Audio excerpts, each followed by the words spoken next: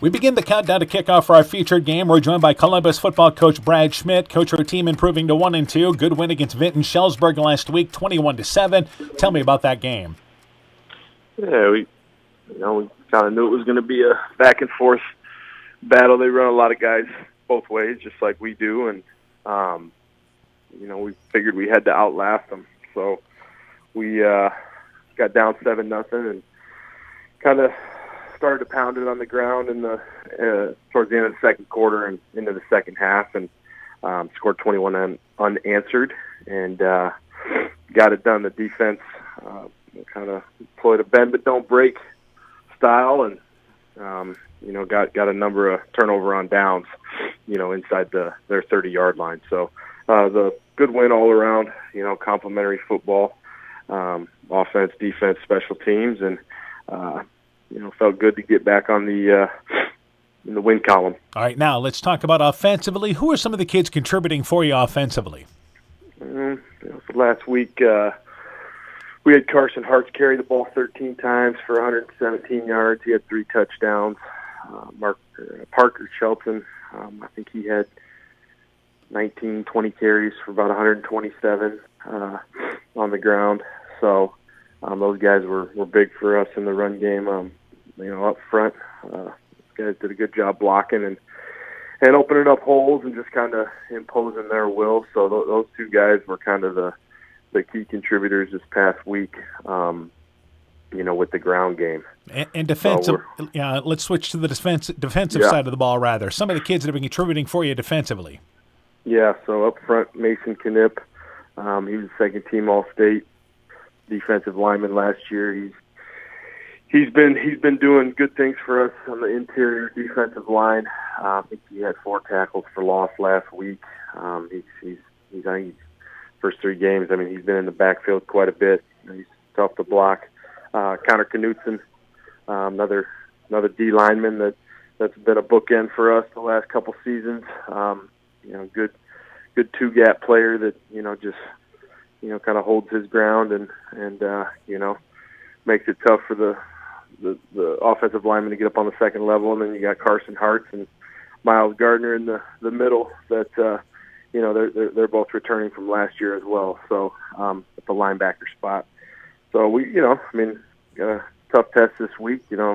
Powerful rushing attack that MFL's got, and we're looking forward to competing. All right, some of the keys in the ball game then for your team.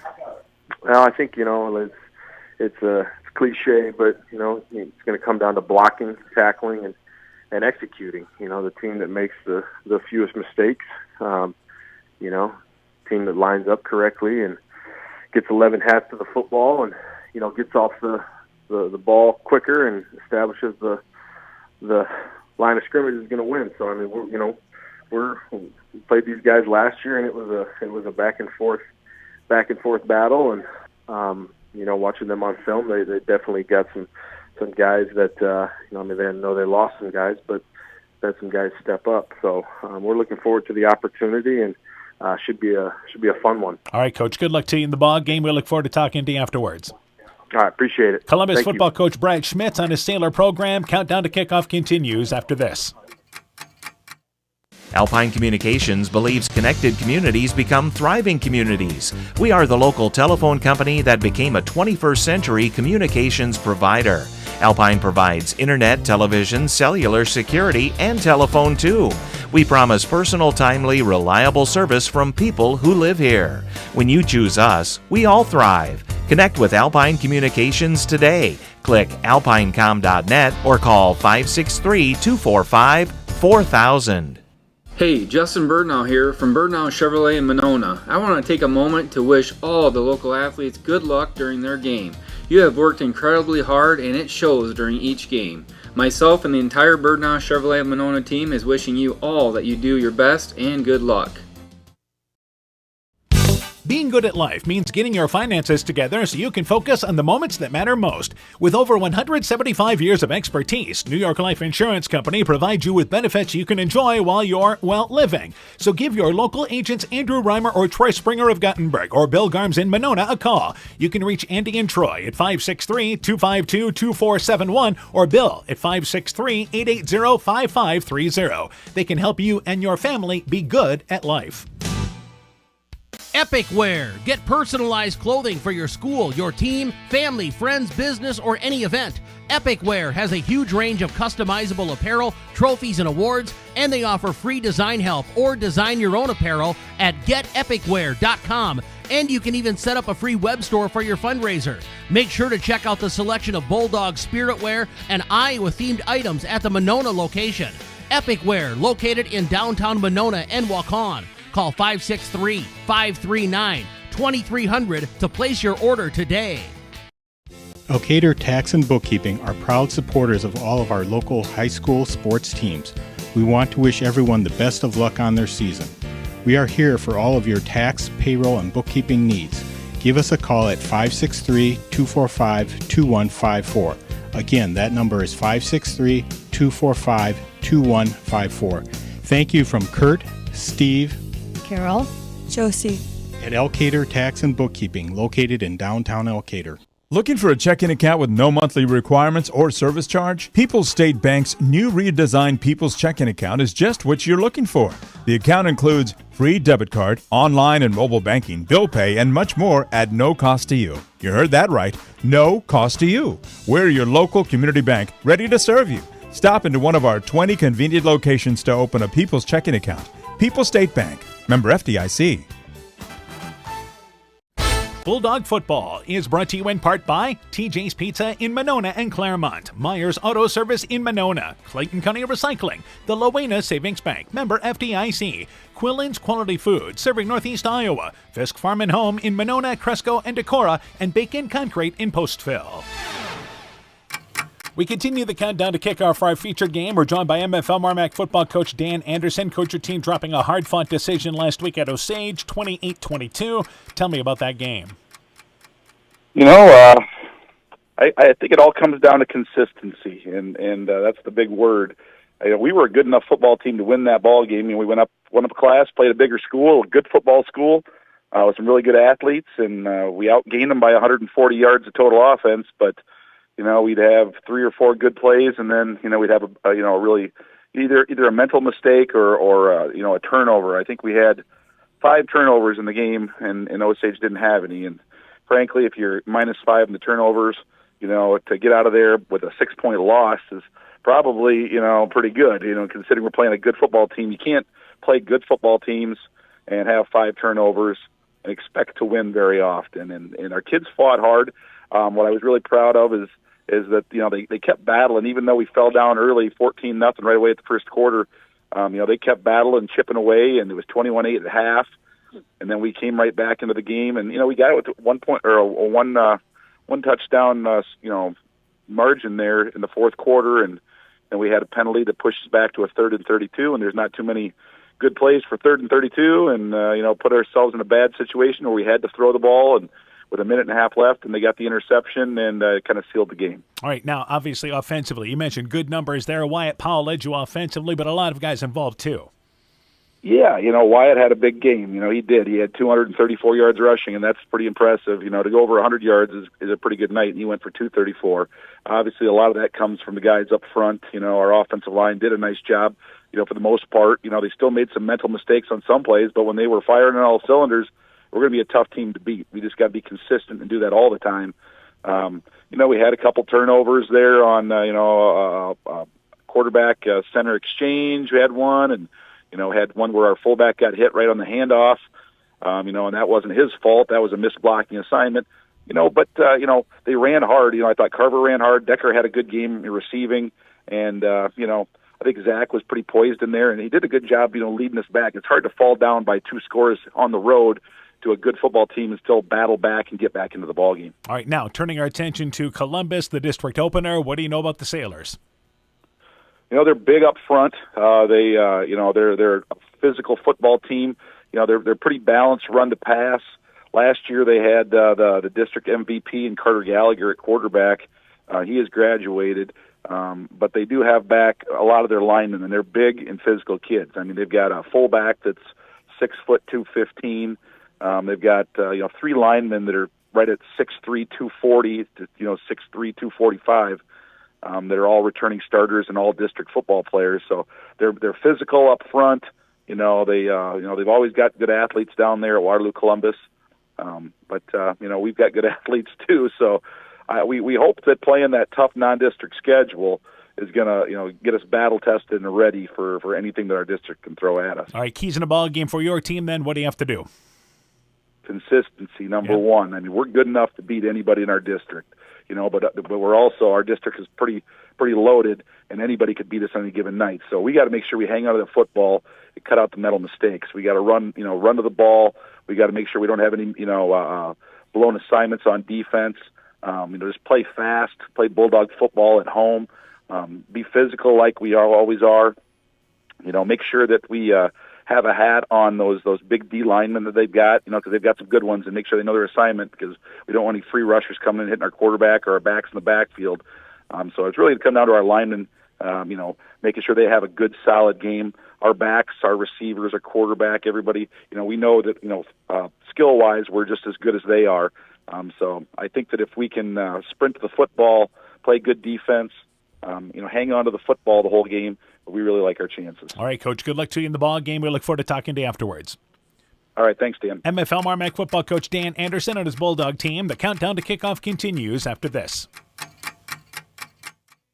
Wilkie's in Elkader is Iowa's oldest family-owned grocery store. You'll find Wilkie's 2 blocks south of the Keystone Bridge in historic downtown Elkader. Stop in and enroll for a Wilkie's reward card and receive points every time you shop.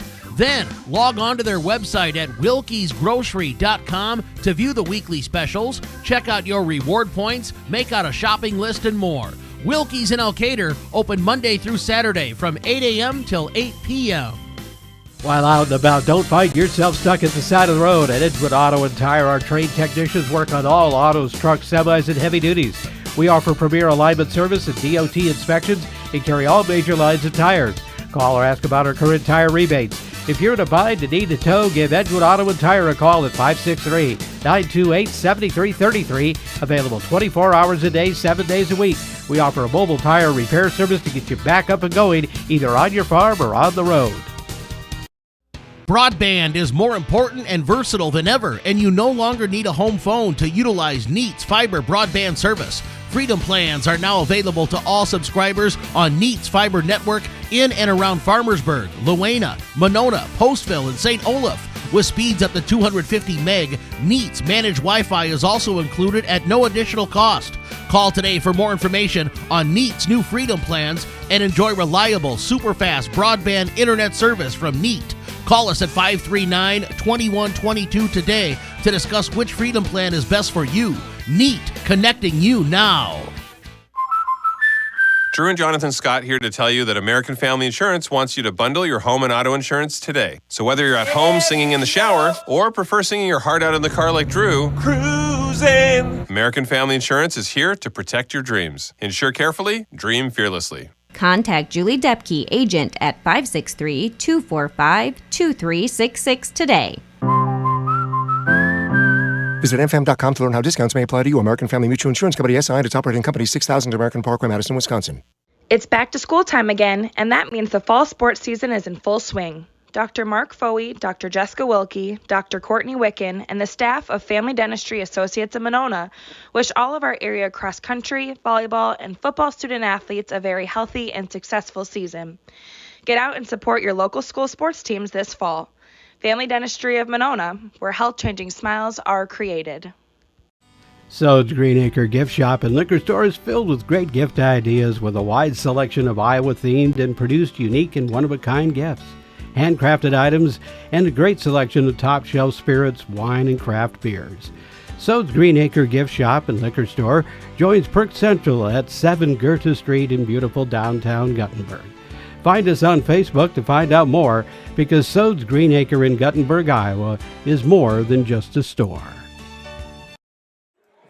Good evening, everybody. How you doing? Dan Barnes along with Coach Aaron Hammond. Welcome to Monona, the Class 1A District 4 opener tonight on KCTN.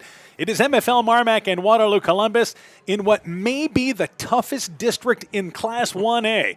Waterloo Columbus comes in 1-2, a good win. MFL MarMac 2-1. Even though they're 1-2 in the games that have been played, they come in 2-1, and we'll talk about that Osage situation in just a bit. But this is a matchup here where everybody's even, and what games tonight in this Class 1A District 4? Because Beckman and Cascade play tonight. Man, here we are in week number 4, and so much is going to be decided early this season. Oh, yeah. I think from here on out, all these district games are big games. You talk about, we're looking ahead to this team or that team. You got to win one every week. Every week is a big game. This is a big game for both of these teams. You talked about Cascade playing Beckman. That's a big game. Sumner Fred, I think, is kind of a dark horse where, they're playing Postville tonight, who has their struggles, but every time they play, it's going to be a big game. And this district is tough. It is tough for any team who comes out of here has been battle-tested. A young, talented Sumner Fred team, by the way, that plays, as you mentioned, Postville in that matchup tonight, which we'll get updates on that ball game. MFL MarMac goes to Sumner Fred. We start talking about the visiting team in Columbus. Got a good win last week. They come in 1-2. But this is such a pivotal game in their schedule because they are home the rest of the way. After this ball game, the final 4 weeks of the season, they're home. Yeah, they're home. They've got Cascade at home, Beckman at home, Postville at home, Sumner Fredericksburg at home. Not an easy road to travel, but they're going to be at home for all of those. So I don't know how that worked out. But having those home games is going to be a huge boost for them because they're going to need every advantage you can And the get. reason why the Postville game is at home because that game got postponed last year, so Postville gives that game up, and Waterloo Columbus glad to be at home here. So obviously, they would love to win a hard-fought ball game tonight against MFL MarMac. These are exactly how these two teams started last season, which Columbus won a narrow victory over MFL MarMac in that Week 4 matchup, which had MFL MarMac kind of playing uphill the rest of the district way. So MFL MarMac comes in 2-1. Again, they lost to Osage 28-22, but Osage, they used actually an ineligible player. They had a kid that played JV the first 2 quarters there in the ball game on Friday night at the JV game, then played 4 quarters varsity. They self-reported it. And MFL MarMac, instead of a 28-22 loss, they win by forfeit, 1-0 basically. But the case is, that means nothing because you start district play tonight, and an MFL MarMac team that is talented as they are, they've hurt themselves in the foot a couple of times with turnovers, part of the growing process with new role players. Well, yeah, and, that's a non-district game, so that that's not a big deal. But district play tonight, this is what helps determine postseason. But I think it starts with their sophomore quarterback, Zach Driscoll, still trying to figure out his role. He's got 2 touchdowns, 241 yards of passing. But he had those 2 interceptions last week, those costly interceptions that, kind of put him behind the 8 ball. You talk about the junior Wyatt Powell. He's got 6 touchdowns. Carter Decker's got 1 touchdown on the ground. Blitz Bentine's got a couple receiving touchdowns. So those guys are starting to figure it out. But they're still a fairly young team in some new positions. Over 250 yards plus last week in the ball game for, once again, Powell for MFL MarMac, including an 85-yard touchdown run. Carter Locker has really stepped into that quarterback role for Columbus. 25 of 48, throwing a couple of touchdowns, 3 interceptions, 291 yards, 18 rushes, 63 yards. He's has stepped into that quarterback role this year because replacing there, I believe the Gallagher kid that was the last year was actually the district offensive player of the year. Yeah. So some big shoes to fill, but it is a team maybe a little more balanced. Carson Hartz has rushed for over 160 yards. Parker Chelson as well, over 150 yards. Yeah, those 2 guys, we're looking at them here on the sidelines. We haven't seen Columbus, but Carson Hartz, a big strapping guy, so a big load to bring down. You also talk about some of their receivers. Merrifield is a junior. He's got 82 yards in the air. Holthouse has got 59. He's a senior. Hartz has 65 yards in the air as well, including a touchdown. He's a senior, so a little more experienced maybe in some of those roles, maybe a little more comfortable, but I think a good matchup any way you look at it. And again, they have had such a good non-district schedule, just like MFL MarMac. Records are deceiving. Columbus was in the top 10 to start the season, and MFL MarMac was a team that sat just outside the top 10. 10. Many people feel that these teams can be in the top 10 by the end of the season. We talked about MFL MarMac and the rushing job they have there, but the quarterback, Zach Driscoll, continuing to grow. 18 of 31, throwing for 242 yards this early season. Yeah, and I think that he'll continue to fill into that spot and be another weapon for them. He's got some great receivers to throw to. We've got Decker, who's obviously the speedster, but you throw in Christopherson as the tight end, McElwain, a lot of targets for him to hit. We'll take a break. When we return, back with the starting lineups and opening kickoff here from Monona, MFL MarMac, and Waterloo Columbus. You're listening to the Countdown to Kickoff from KCTN Sports. We know that potential is greatly enhanced through hard work and dedication. At Viafield Cooperatives, we promise to provide innovative products and dependable service to help you meet and exceed your potential. From agronomy to energy, grain to feed, Viafield is excited to provide growing opportunities for both producers and consumers at 18 locations throughout northern Iowa and southern Minnesota. Want to learn more about Viafield? Go to viafield.com. Viafield is a proud supporter of our local student athletes. Join Freedom Bank in supporting our local students and their after-school activities. They are the building blocks to a brighter future for everyone. Whether cheering them on from the stands or participating in community programs, you'll always find Freedom Bank rooting for the home team in Elkader, Monona, Postville, Waukon, Decorah, and the surrounding communities. We empower success. Member FDIC. Stronger, farther, faster. It all starts with good nutrition. Clayton County Farm Bureau is proud of our livestock farmers who provide high-quality protein needed to fuel our young athletes. The ultimate pre- and post-game fuel-up can be found in meat and dairy foods grown right here. Meat and dairy are natural sources of essential vitamins that support health, energy, and performance. We know our student athletes are the real deal, and Iowa's livestock farmers are committed to helping them reach their goals. To learn more, visit realfarmersrealfoodrealmeat.com. This is Chris Holbert, General Manager of Hall Roberts Son Incorporated in Postville. We would like to wish the area student athletes both a safe and successful sports season. We have been a community-based company since 1864, servicing and supporting the area ag industry with products necessary for daily success.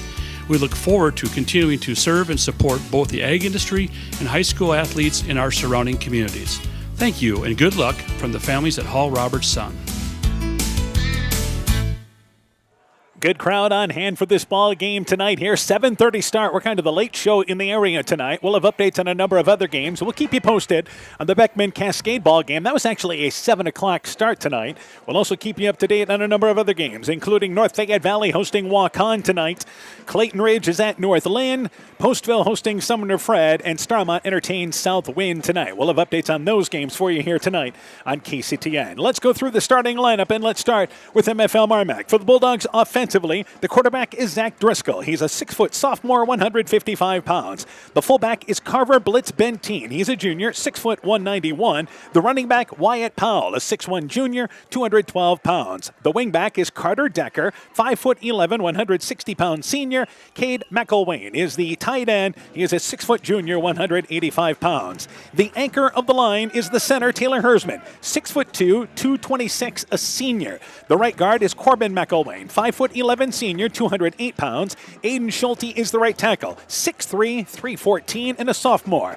And as far as on the left side, Hunter Meyer is the left guard, 6'2" senior, 215 pounds. Bruce Deal is the left tackle. He's 6'1", 205 pounds, and a junior. The other offensive starter is wide receiver Elias Hatt. He is a junior, 6'2", and 174 pounds. So you look at Meyer, Hersman, McElwain, three of those guys up front, seniors. And a good, strong kid there as well with Schulte, the sophomore. Yeah, they've got a lot of strength up front and some leadership. Those guys have been around. They've been experienced in some of these big ball games, and they're going to lean on that a little bit tonight because they've got some big guys on the other side of the line facing up against them. All right, stay with us with the offensive starters for Columbus. We just got them right before the ball game. So the starting quarterback for them is Carter Lucker. He's a 6'2" junior, 190 pounds. The wide receivers are Nick Merrifield, 6'2" junior, 175 pounds. Miles Gardner is a sophomore, 6'3", 180. As far as the running backs, the fullback is Carson Hartz. Had that good game last week. A senior, 6'2", actually 6 foot, 215 pounds, and a senior. The tight end is Major Westhoff. He is a senior, 6'1", 210 210 pounds. The running back is Parker Chelson. He's a junior, 5'10", 170 pounds. The anchor of the line up front for them is Carson Sellinger. He's a junior. He's the center, 6 foot, 260 pounds. Carter Sellinger, by the way, is how his first name is.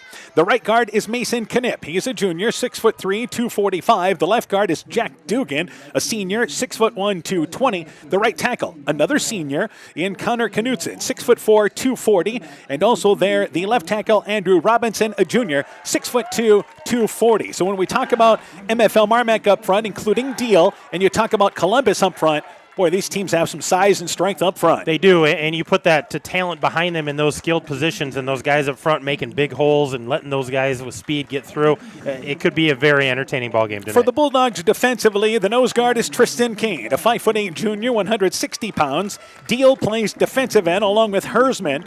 The inside linebackers, Blitz Benteen, McElwain, Austin Schlee is a senior, 5'11", 170, along with Wyatt Powell. In the secondary, you've got Cole Allert. He's a senior, 5'9", 178. Carter Decker is the free safety. Hatt is the cornerback. And Bryce Radeloff, a 5'8" junior, starts at the other cornerback spot. A little more size in the secondary for MFL MarMac. Hatt 6'2" in the secondary back there. Yeah, but you talk about 5'8" up front, and everyone goes, oh, 5'8" is your nose guard. Tristan Kane is a beast in the front of that defensive line for the Bulldogs. All right, now for, once again, Columbus defensively. The D tackles are Henry Erie. He's a 6'1" junior, 210 pounds. Connor Knutson at a defensive tackle. Kyle McCray is starting at defensive end. He's a 6'2", 180-pound senior. Mason Knipp also starts up front there at a D tackle. He's a 6'3", 245-pound junior. The linebackers are Major Westhoff along with Carson Hartz. Also there is Miles Gardner. In the secondary, Gavin Reed, by the way, the other linebacker spot. In the secondary, you've got Chelson and Merrifield at the safeties, and Aiden Hush is the cornerback. He's a 6-foot sophomore at 165 pounds. Those are your starting lineups for this ball game tonight here on Key City and FM 100. Bulldogs, home black bottoms. They have the royal blue tops with the yellow trim, and of course they've got the blue helmets. And just with the stripes, the numbers on the side. Columbus, all whites. Got the white tops and bottoms, little green trim. Got the Columbus logo on the side of their helmets. The white helmets there with the green trim. Keys in this ball game tonight, and I think for MFL MarMac, let's start there. Turnover-wise, if you're going to be successful in this district, got to take care of the football. Take care of the ball. You know, they've got good conditions tonight, so that shouldn't be an issue. You got to take care of that. Value those possessions, I think, every time they have the ball. And I think it starts up front for both teams. But for MFL, making that hole to get your skilled position through. When you turn it around for Columbus, they're looking the same thing. We got to have our skilled guys some room, so those guys up front have to create that hole, but I think they need to attack. You know MFL MarMac's going to have a big play somewhere along the line. Columbus has to attack all night long. There's a lot of similarities between these two teams. We expect a hard-hitting football game, but teams had to replace some key players from a season ago, and we mentioned Columbus having to replace their quarterback. MFL MarMac, you've got new skill position peoples there. You got everybody up front, but you've got some new skill people. So I think these teams have had a chance to work some things out here, and this is what they really want to see to take a step forward in the direction you want to head if you want to reach the postseason. Well, and I think one of the things you have to understand with MFL MarMac is it's hard to simulate their speed in practice. If you don't have guys that are fast in practice to simulate them, that's going to be an eye-opener, I think, for Columbus is how much speed they have. MFL MarMac's going to adjust to Columbus's speed, but I think the speed of MFL MarMac's going to be a key here for Columbus to slow them down at some point. MFL MarMac actually won the flip, but they deferred. They're actually going to want to play defense first. They're going to give the ball to Columbus. They want to put the defense on the field first. A beautiful night here in mid-September. We've got some clouds that are rolling in. That'll continue, but the sun is tucked down. Game time temperatures in the upper 70s. We know fall starts next week, so this may be our last summer run. It might be. I don't know, but, man, it's a gorgeous night for football and great crowd out here. Both groups brought a big crowd. MFL MarMac always travels well. Columbus traveled well. Their student section in jerseys tonight. They're being loud down here. So a good ball game, good atmosphere. Right. So if you're familiar with how the football field is laid out here in Monona, MFL MarMac is basically headed towards downtown, and Columbus headed towards the highway. So left to right. It'll be to our left to right. MFL MarMac is heading left to right. So the Bulldogs to launch it away here in week number 4, ready to get underway. And for MFL MarMac, number 58, Dylan Jones, a 6', 235-pound junior, does the kickoff chores. He's ready to launch it away, and we are ready to go with week number 4. So Jones from the 40-yard line. It is a high kick, but it's returnable. Columbus fields it at the 15-yard line, and that is number 0 carrying the football there. And correction, it is going to be Miles Gardner, I believe, who brings it left side inside the 50-yard line, goes inside the 45-yard line on the return. He's listed at number 1 on our roster there, but that was the number 6 is who that was. All right, so that was Nick Merrifield. I thought it was number 0 at number first. 6, Right, number's kind of hard to see, but Nick Merrifield does some receiving for them. And Merrifield did a great job picking up at the 20, 25-yard line on the fly, brought it left side outside the 40, inside MFL MarMac territory, but it was busted free because of a penalty. That led to that big return, and that'll mark him back inside the 35-yard line. Yeah, that holding call brings him back to about the 34. Nice return there by Merrifield, but they're going to start in their own territory tonight. Merrifield's number, by the way, far easier to read from the backside than what it is on the front. So it's first down, 10 yards to go, so the penalty puts it back to the 34-yard line. Still good field position for Columbus. They work out of I formation, first down, 10 yards to go, and they run the football left side and hit in the backfield on the first carry of the ball game is Chelson, the running back, hit at the line of scrimmage, does not go any further. You had Wyatt Powell and a host of Bulldogs crashing through their right side of their line. No gain, 2nd and 10. Yeah, it looked like a 53 coming through. Is that the backside coming or crashing down? But Powell was there as well. So nice tackle there by Powell. I think he made the initial contact, but no gain for the 33, Schulte, the other linebacker. So now 2nd down, 10 yards to go, single back. They bring it right side. That's the weak side. They run the football there with the fullback Hartz. Brings it off left end across the 40-yard line to the Columbus sideline near side and tackled at the 42-yard line. Good gain using the weak side of the field there. They pick up 8 yards on 2nd and 10. 3rd and short for Columbus. Yeah, nice pickup there on 2nd down after no gain on that first one, but a good hard running by Hartz and nice block there on the outside by that receiver. So it's now 3rd and short. We have our first score of the night. Southwind leads Starmont 21-0 at the end of 1. 3rd down and short, 2 guys in the backfield. They run the football with Hartz. Left side hit in the backfield at the 40-yard line. Gets back to the line of scrimmage, and that is all. McElwain there, along with number 4, Cole Allert in run support. Cade McElwain, the linebacker, the first one to greet him. It's a loss of a yard, and it's 4th down, 3 yards to go. They again tried to go to the short side of the field, the left side.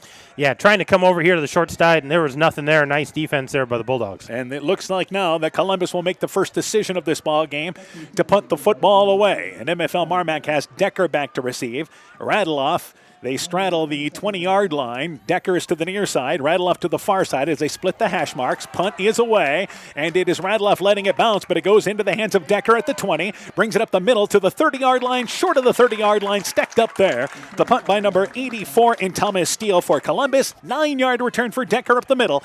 The Bulldogs force a 3-and-out. First down, 10 yards to go. They operate from their own 29-yard line with their first touch 2 minutes in. Well, and MFL MarMac has to be happy with what the defense did there, slowing down the run, but Columbus was looking for a first down, some kind of sustained drive, not getting the ball into the Bulldogs' hands so early in the first quarter. So first down, 10 yards to go. Receiver split left for MFL MarMac. That is Hatt. He's to the wide side. Double wing set. And on first down, 10 yards to go. Driscoll to throw the football. Looking right. He's looking long. He's got McElway open in the middle of the field. Shoots for it and dives for it. And it's out of his reach at the 35-yard line. McElway, the tight end, was able to run the seam, get to the middle of the field, but overthrown. It was there. Incomplete. Second down and 10 yards to go. McElwain had a couple of steps on his defender, and if that ball's just a little more air under it, a little shorter, he is gone for 6 points. And you had a Major Westoff there in on the coverage. So it's second down, 10 yards to go. Bulldogs thinking big play here. Back to the double wing set. That's what they were looking for on their first play. Powell goes in motion. They hand it up the middle to Blitz Benteen. He brings it up to the left side now. 35-yard line, stumbles to the 36-yard line. Nice run, 7 yards off left side. And it's third down rather, short situation for MFL MarMac. Yeah, nice gain there by Blitz Benteen after, taking a shot for the big play. Back to their bread and butter, running the ball, being physical up front. And by the way, Southwind has scored again. Wow, 28-0 with 10:25 to go in the second quarter. So Southwind They love district play. 3rd down, 3 yards to go. Decker in motion. They go back to Blitz Benteen. He's got a hole up the middle. 1st down, 40-yard line. They drag the pile ahead to the 45-yard line. Nice blocking up front. So Blitz Benteen right up the middle. Again, he was a quarterback last year, fullback this year. A couple of good runs here. Gets the Bulldogs to the 44-yard line. 1st down, 10 yards to go. Another 8-yard run there for Blitz Benteen, almost to the 45, and important part for the Bulldogs, moving the sticks. And it was the right side of the line, creating some holes there. Schulte there on the right side, as well as number 61 there in Deal. 62 McElwain, the right guard. So 1st down, 10 yards to go. Powell gets it, sweep around right end. He's inside Columbus territory. There's a flag that comes in. Way from the back judge at the 45-yard line, throws it 10 yards ahead to the 45-yard line in Bulldog territory. Powell got around right and brings it down to the 40-yard line. A 14-yard pickup on a sweep play to the right side, but there's a penalty against MFL MarMac. Yeah, it's going to all be for naught because of where that holding occurred. Columbus is going to take this penalty, back them up 10 yards. So the penalty from the 45-yard line after MFL MarMac, and again, the back judge had a great view of that hold. So the penalty from the line of scrimmage will bring it back to the 35-yard line. And they're going to go a little further here to the 31-yard line. Did we have a block in the back there? I think so. I think it was a block in the back. We're kind of screened away from when he gives the signals, but it looked like he had said that was a block in the back. That's a 15-yarder. So now it's 1st and 25, so it is a major penalty. 10 yards was bad enough. 2 receivers to the left. In the backfield, Powell and Blitz Benteen, and again, Dennis Driscoll keeping it, booting it around right side, and he brings it near side to the 50-yard line, down inside Columbus territory to the 40 and 39-yard line. So Driscoll, and you don't think about him maybe being the running threat. Coming in, he has 3 rushes, I believe, on the season. But a good boot there. It was 1st and 25. He gets all the way down to the 36-yard line. 1st down, 10 yards to go. Great run by Driscoll. 34-yard run. He's only got 17 yards on the year, and he could have been stopped pretty short, but he shook that first defender. So double wing set. MFL MarMac, big play by the quarterback Driscoll. Driscoll looks to throw the football. Rolling out to the left, looking for Decker on the roll pattern. Gets it on the crossing pattern at the 30-yard line. Makes a defender miss. Brings it inside the 20-yard line. Makes another defender miss. Cuts to the outside. He's down to the 10. 5. Is he in for the score? Touchdown. Got it.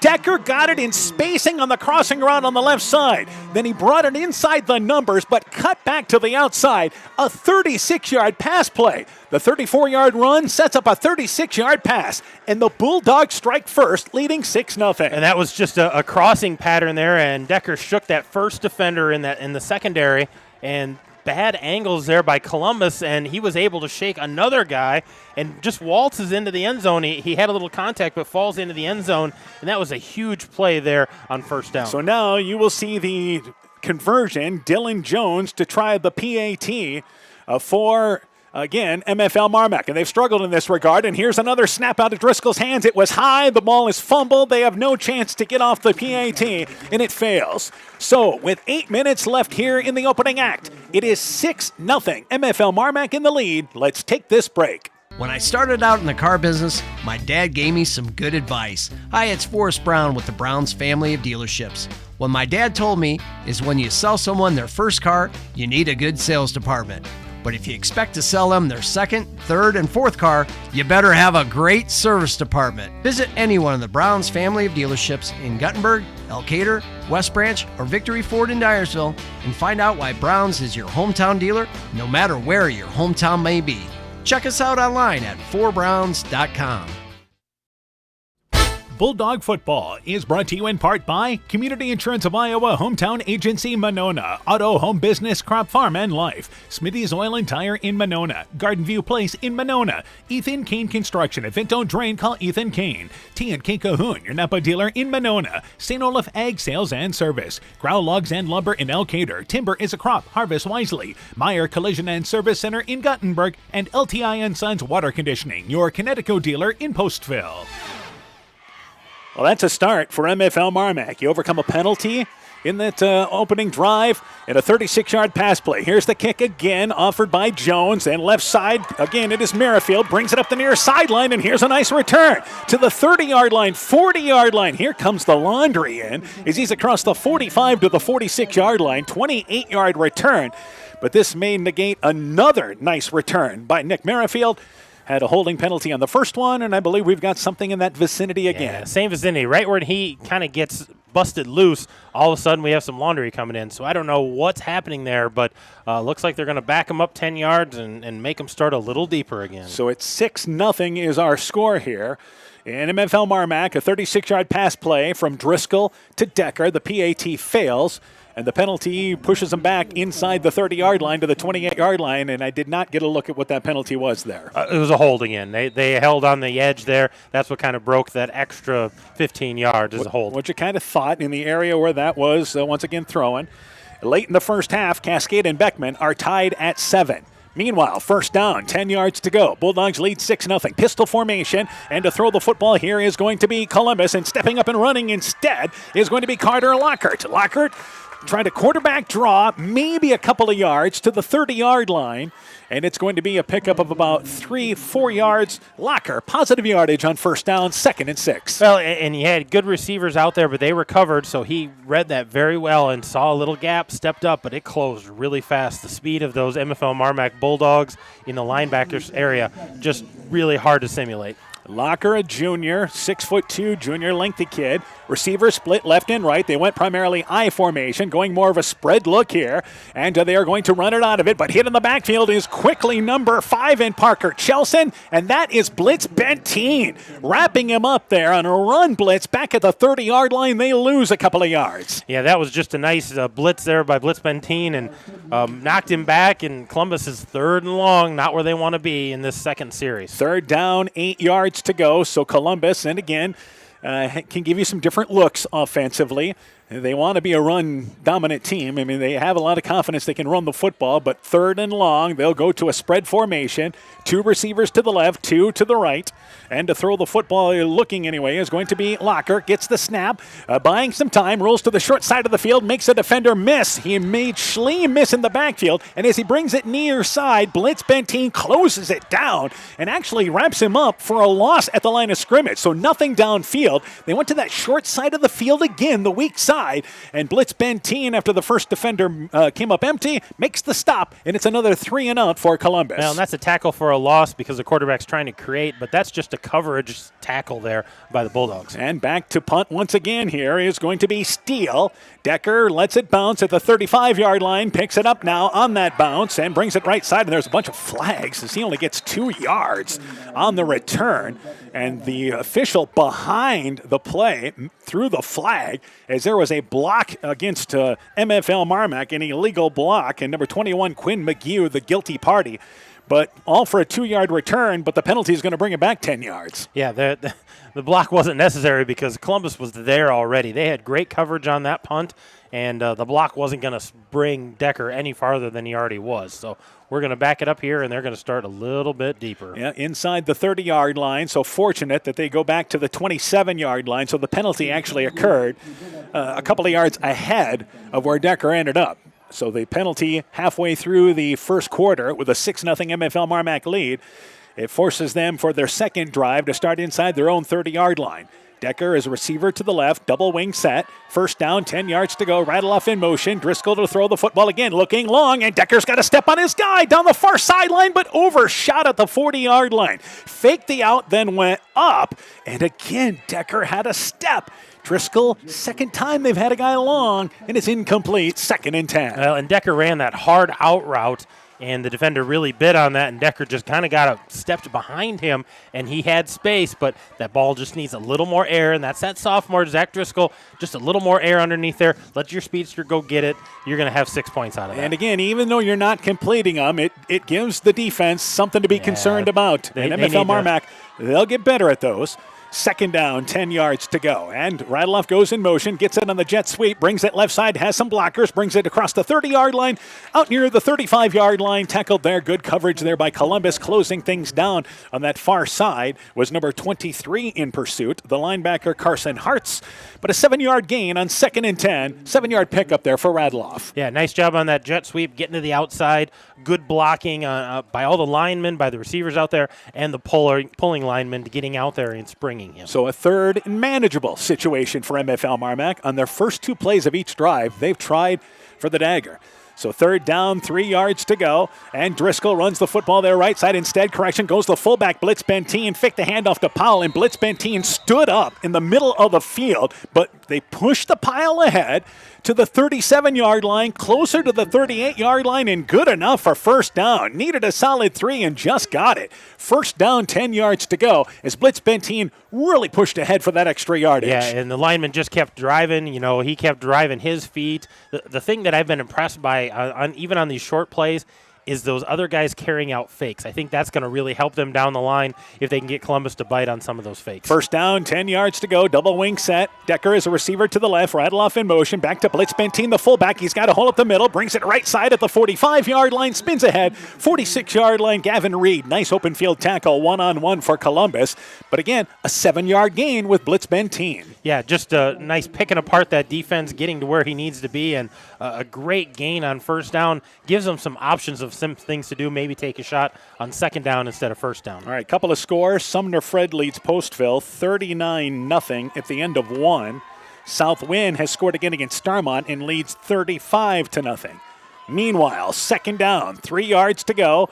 Bulldogs here at the 46-yard line. Driscoll to throw the football. Rolling out to the left. Throws it. Looking for a receiver. And it's intercepted. Jumping the pass route. Well, Miles Gardner. Gardner brings it inside Bulldog territory. Inside the 40 down to the 35-yard line.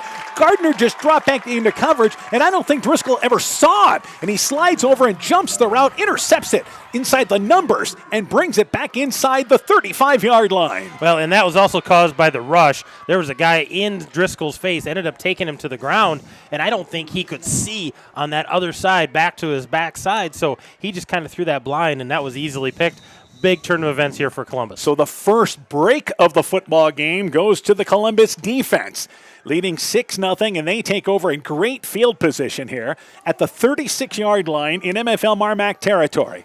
One thing Coach Anderson really hit on the countdown show is the turnovers. We've got to eliminate the turnovers. And there's a costly one. I formation. First down, 10 yards to go. Hart's the fullback. Quick dive off left side inside the 35, maybe a yard. Allert, Blitz Benteen. McElwain on the bottom of that pile. They team up for the tackle. 2-yard gain. Second down, 8 yards to go. So Columbus back to I formation here on that first play of this drive. Well, Hartz is a very physical-looking back out there, and I think he's got good power. I think a good option for them to maybe establish that run and open up maybe that throwing game for later. And Gavin Reed brings the play in from the sideline. They have the receivers bring in the plays. Second down, 8 yards to go.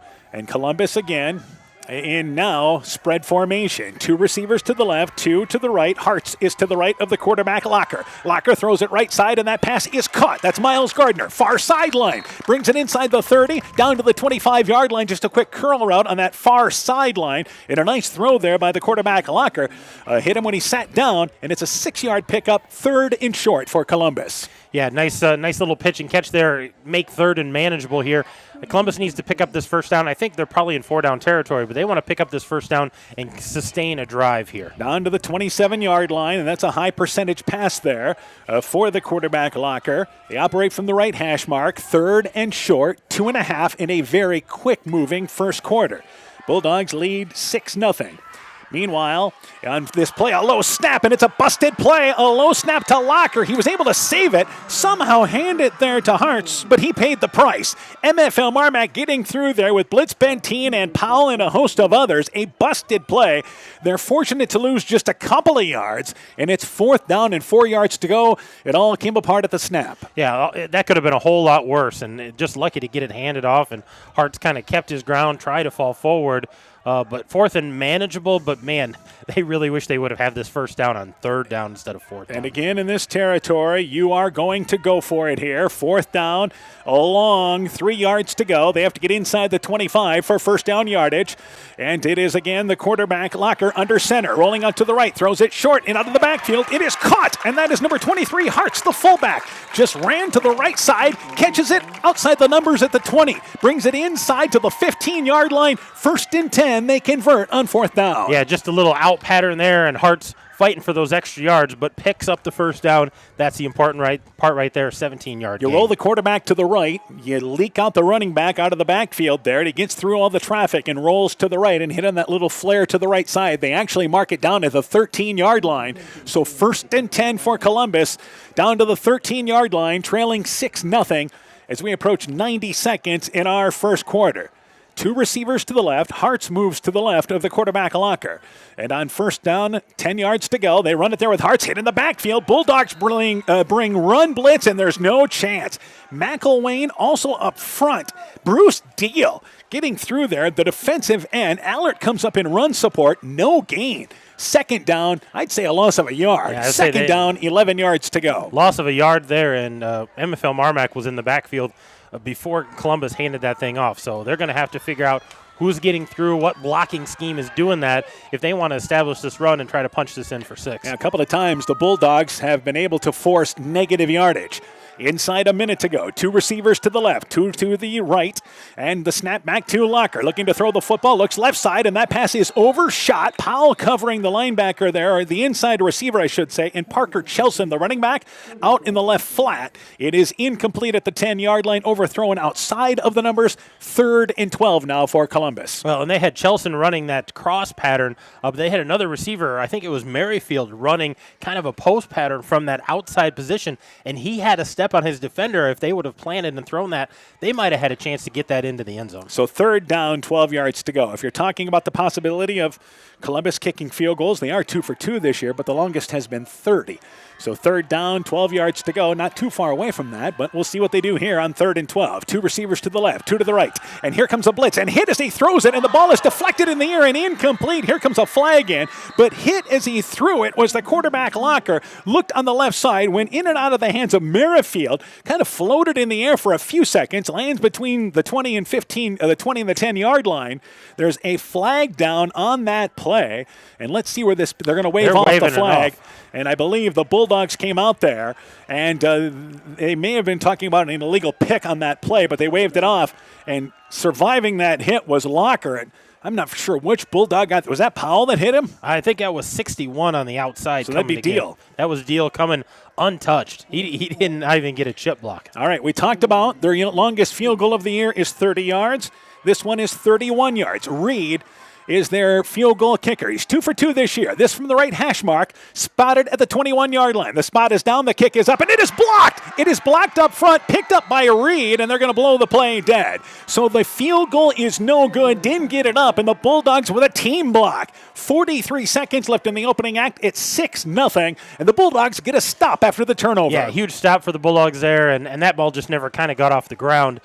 Good try there by Columbus trying to get some points on the board, but at least MFL MarMac pinned a little deeper in their own territory to start this 3rd possession. Yep, so they'll start it at the 20-yard line after that field goal attempt comes for naught. And it's 1st down, 10 yards to go with MFL MarMac leading 6-0. So, yeah, that ball just didn't have a chance to get up, and MFL MarMac had everybody up front able to cause some problems. So 1st down, 10 yards to go for the Bulldogs. They operate middle of the field. Receiver split left, double wing set, 1st down, 10 yards to go, and they run it there with blitz Benteen off left side, gets across the 20-yard line, 22-yard line, pickup of about 2. It is going to be 2nd down, and it'll be 8 yards to go. Chelson makes the stop there defensively, and MFL MarMac could let the first quarter come to an end if they decide to, and that's exactly what they may do. Field position has been an advantage for Columbus in the opening quarter, but they haven't scored. Yeah, haven't taken advantage of it. MFL MarMac's going to run another play here. Yep.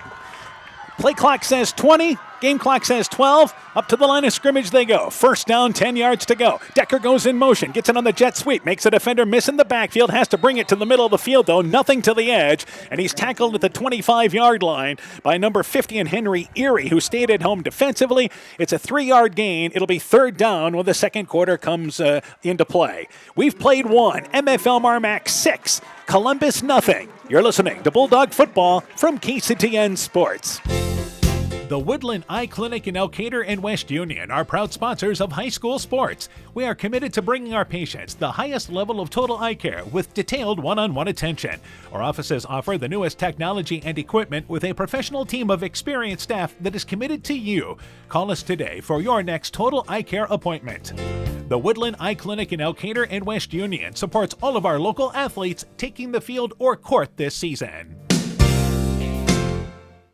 Bulldog Football is brought to you in part by Vorwald Enterprises, Inc. in Monona, Canalco Floor Covering in Monona, Ashbecker Building Supplies in Rossville, Ems Machine and Manufacturing in Monona, Rise and Shine Nutrition on West Bridge Street in Elkader, Norby's Farm Fleet in Northeast Iowa, Guttenberg Municipal Hospital and Clinic. Check out career opportunities at guttenberghospital.org. RGK Portable Building, serving Northeast Iowa and Southwest Wisconsin, and Furniture Showcase in Oldwine, lighting, showroom, flooring, furniture, and window treatments. Alpine Communications believes connected community. So it's 6-0. Welcome back here to Monona. MFL MarMac in the lead. Let's update you on scores. Starmont has scored, but Southwind in control in the second quarter, 35-7. Sumner Fred leading Postville 39-0. We'll get you a Waukon North Fayette Valley score in just a bit, and also get you a North Lynn Clayton Ridge score in just a bit. Meanwhile, third down, 5 yards to go for the Bulldogs at their own 25-yard line as we begin the second quarter. Yep, and they've been trying to establish that run. They haven't taken a deep shot in a while, so I don't know if they'll try to attack here or just try to pick up that first or at down. least this drive. Third down, 5 yards to go. Decker goes in motion. Hard count by Driscoll. May just trying to get him to bite off sides, and that is not the case. They're going to take a timeout. So MFL MarMac thought, start of the quarter, let's do a hard count, see if we can get him to bite. And Columbus stays put defensively. So we've got another timeout. It is 6-0. MFL MarMac in the lead. Back with more after this.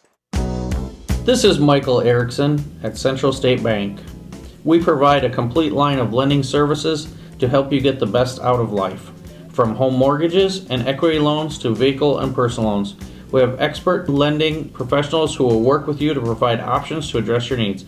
At Central State Bank, you don't deal with a branch or department, you deal with a banker who is dedicated to you. Central State Bank, member FDIC. At Top Gun Collision Center, we know that cars are complicated, but all they don't do is cook dinner and do your dishes. At Top Gun, we strive to keep up with all the complexities of new vehicles. We have all the scan tools and certified technicians to guarantee the repair is done right. Not only will it look like new and perform like new, ask Bob about his community and veteran discount programs. Whether it's a 30-point buck or just your neighbor's cat, you'll save money at Top Gun. If it's that 30-point buck, you may get your whole deductible paid. Call Top Gun for details and schedule your repairs today. 563-964-9899. That's 563-9... Welcome back once again. They run the football here. Third down, 5 yards to go. Left side, they hand the football there on the wide formation to the 30-yard line. I believe Powell, they handed it to him on the inside. He was lined up on the weak side to the right. They bring it left side to the 30-yard line, and they're going to give him first down yardage. So they went basically a jumbo package and used Blitz Benteen as a lead. Now they say go first down. The ball's at the 30. We started at the 20. Good enough. Move the chains. Yeah, first down there. Keep that drive going. But nice hard running there by Powell. He needed every inch of that. But that ball's sitting right on the 30-yard line. Gain of 5. Moving the chains. Look to the MFL to maybe take a shot on first or second down here. Try to get downfield. They've been doing it every drive. At their own 30-yard line. 30 seconds into our second quarter. Another score, by the way. North Lynn leads Clayton Ridge 28-0 at the end of the first quarter. So some statement games right away here with some big scores early against the favored teams. Decker goes in motion. Driscoll to throw the football again. Rolling out right, throws it to Powell. Powell on the outplay, catches it 35-yard line outside the numbers on the right side. Brings it up near the 40-yard line. Nice pitch and catch. 9-yard pickup on first down. Yeah, nice out pattern there. Powell coming out of the backfield, but did a nice job getting upfield, getting that ball, and then getting his shoulders back upfield, trying to get those extra yards. Almost picked up the first down there himself. Second down, a yard to go as they stop the clock. He was out of bounds at the 39-yard line. Bulldogs have started every drive inside their own 30, all three drives, and just to the 39-yard line right now, leading 6-0. Receiver to the left and hat, double wing set, Blitz Benteen in the backfield, and they send Decker in motion, but they're going to give it to Blitz Benteen, the fullback. Stutters his way across the 45-yard line, stayed in the middle of the field. Nice job by Blitz Benteen, kind of stuttering, stopping, looking things over, plows ahead for 5 yards. Yeah, nice gain there. Pick up that first down, move the chains again, and MFL MarMac quickly to midfield here. And out to the 46-yard line after that first down. And now Beckman and Cascade are at the half, and they are tied at 7. good ball game real good ball game going on there. And a Cascade team that returns just about everybody from a season ago. First down, 10 yards to go from their own 46-yard line. Two receivers to the left now for MFL MarMac. Powell and Blitz Benteen to the backfield, and Driscoll going to keep it himself. Again, the read option play as he faked the handoff there to Blitz Benteen, brought it right side, picks a couple of yards up to the 49-yard line, picks up 3. Second down, 7 yards to go. You kind of read where that defensive end is going. Positive yardage on the play. Yeah, something that MFL MarMac hasn't done a lot with. We talked about Driscoll coming in tonight, 3 carries, 17 yards. He's got 2 hard carries already tonight for 37 yards. So a little different wrinkle MFL MarMac brings tonight. Just short of midfield, second down, 7 yards to go near the right hash mark. Again, double wing set. Hatt is a receiver to the near side. And on second down and 7, Driscoll to throw the football again. Dropping back, throws it over the middle of the field into double coverage, and it's knocked away. The pass intended there for Decker, and Decker well covered. Gardner, and also there as well is Chelson, and they were able to knock the ball away. Decker didn't have much of a chance, and it's third down, 7 yards to go. Well covered by Columbus in the middle of the field. Well, and if Decker holds on to that, he still doesn't pick up that first down. There was good coverage there, and guys ready to make the tackle on the quick strike, Decker. And Decker just was kind of trying to settle down in the middle of the field. But now, third and long. Third down, 7 yards to go. Receiver to the right this time. That's the far side of the field. Powell goes in motion and gets it on the jet sweep left side. Hit in the backfield. Makes a defender miss. Shakes off another tackle, but cannot outrun the rest of them at the 50-yard line. He's going to go a long ways from right to left and hold the line of scrimmage, and that is it. It was stretched out well by Columbus, taking away that inside play between guard and tackle, stretched it to where the rest of the defense was. I'd say maybe a yard. Fourth down for MFL MarMac. And that yard gain, he had to shake a lot of tackles to get there. Looks like MFL MarMac probably going to set up in a punt formation here to try to give it back to the Sailors. Yeah, Merrifield was one of the Columbus players there, but they had a host of players just stretching that play out. And Columbus goes back inside the 10-yard line with Chelson. And MFL MarMac to lunch it away, and that will be again Schulte. Schulte, and it's a short kick, bounces at the 30-yard line, just rolls ahead to the 25-yard line. They'll give up some ground here. It'll be a 27-yard punt, but there's no return. And Columbus really has their poorest starting field position tonight. At their own 24-yard line, 9:14 left here in the second quarter. The Bulldogs lead 6-0. Well, and I think Columbus, they're looking right now going, we've given up some plays. We've given up some yardage. We need to get some yardage back and push this in, for some kind of score to get back into this ball game. They know MFL MarMac has the ability to have that big play. They need to answer the score, try to get this back to even. So first down, 10 yards to go. Receiver split left and right. They go back to pistol formation here with 2 backs to the right side of the quarterback in Locker. Locker gets the snap and looking to throw the football. Steps up, hit as he throws it, and the ball is out. It is fumbled. He was hit by Deal. The Bulldogs say they have it. The officials have yet to indicate it. Schlee's going back to the sideline. Sure enough, they do have it. The recovered fumble by Tristan Kane on the bottom of that pile. And the Bulldogs defense forces a turnover. Deal, the forced fumbled sack. First and 10 for the Bulldogs at the 15-yard line. And there's that big play that MFL MarMac is always capable of. We always think of it on the offensive end or special teams, but here's the defense with a big play and a turnover and a chance here to punch it in from close. And now they operate from the left hash marks, and the Columbus Sailors were looking to take a deep shot of their own there, but just did not have the time. So Hatt is a receiver to the right. Double wing set. MFL MarMac leading 6-0 at the 15-yard line. And before this play gets going, Columbus wants a timeout. 9:06 left in the half. Bulldogs threatening, leading 6-0. Let's take this break. The Veterans Memorial Hospital Medical Clinic is a welcome addition to Northeast Iowa, offering extended hours for more accessible care. The clinic remains open over the lunch hour and offers early Monday morning and later Thursday evening appointments for your convenience. Call 568-5530 to schedule your appointment today. Veterans Memorial Hospital Medical Clinic. New clinic, more accessible care. Exceptional caring people. Veterans Memorial. Bulldog Football is brought to you in part by Thompson Construction and Monona Overhead Door. Sincerely yours, Interiors by K in Monona. Bruins and James Insurance, your Grinnell Mutual agent in Monona. Dean Family Chiropractic in Claremont. Farmer Savings Bank of Colesburg, Elkport Garber, Strawberry Point, and Arlington. Member FDIC. Culligan Water Conditioning in Elkader. Carr Auto Group. Online at karautogroup.com. And Rivals Inc. Custom gear, screen printing, embroidery, and online shopping at rivalsinc.com. So timeout taken by Columbus. They want to make sure they know what they're doing defensively because they've got to try to make a stop here with MFL MarMac. First down, 10 yards to go at the 15-yard line after the fumbled sack. And it's first down, 10 yards to go for the Bulldogs. Radeloff goes in motion. They go to blitz Benteen up the middle. He's inside the 10-yard line, dragging the pile ahead. Still on his feet. They back him down to the 5. He's down to the 4, breaks a tackle, and is finally brought down at the 1-yard line. Blitz Benteen running hard. First and goal to the 1-yard line.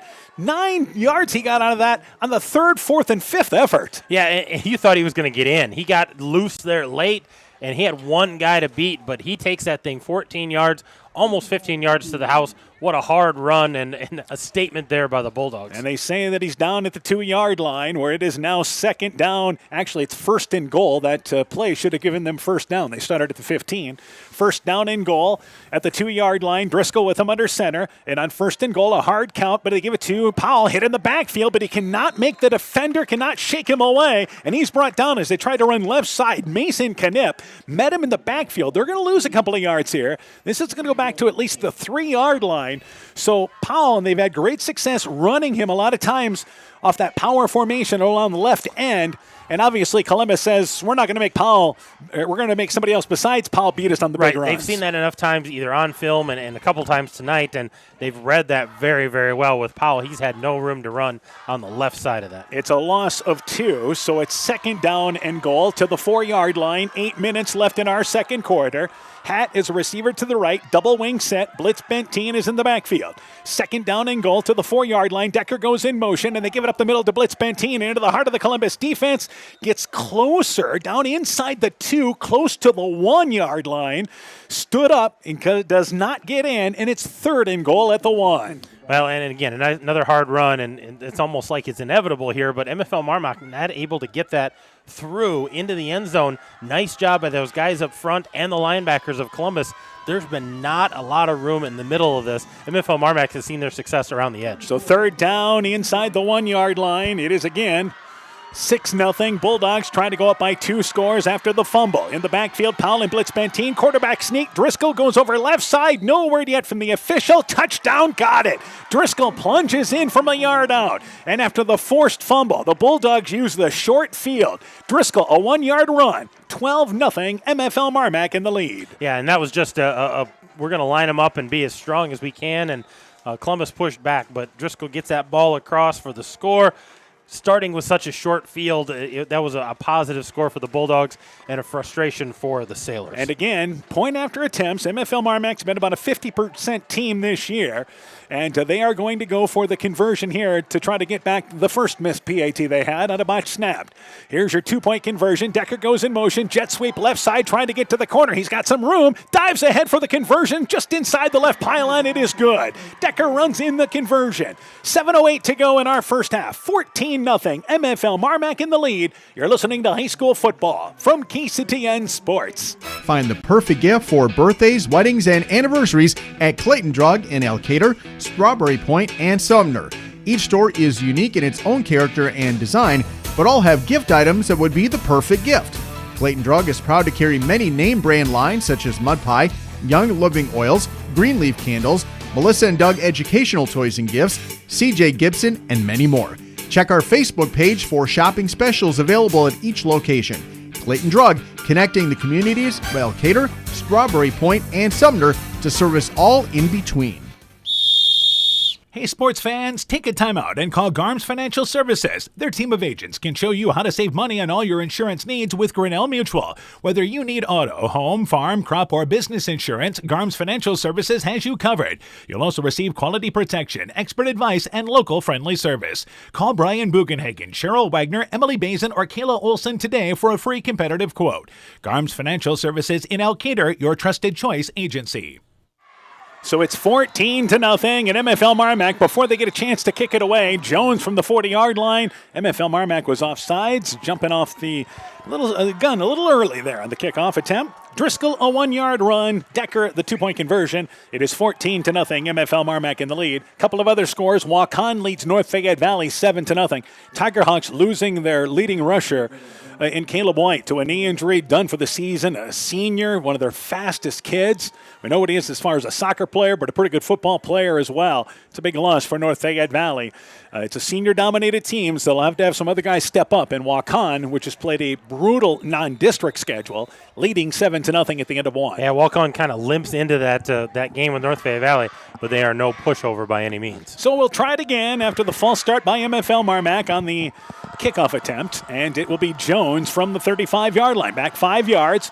High kick, but it's a short kick, and it's returnable there for, once again, the Sailors. And they bring it left side with Parker Chelson. Chelson outside the left hash mark, across the 45-yard line, tackled there. Nice return.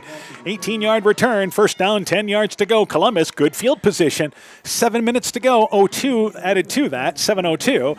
And it's 1st and 10 for Columbus. Again, good field position at their own 45-yard line. Had wonderful field position tonight and not able to get a sustained drive. Something started, something that at least gets into MFL territory and knocks on the door. But the Bulldogs, they've been really stiff on defense and shutting things down quickly. All right, another score. North Lynn is at the half against Clayton Ridge, 56-0.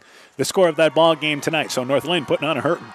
First down, 10 yards to go, and with it up the middle, they run the football with Charleston. Not much off left side, maybe a yard or two to the 47-yard line. Tried to attack MFL MarMac up front. Powell tripped him up as he got to the line of scrimmage. 2-yard gain, 2nd and 8.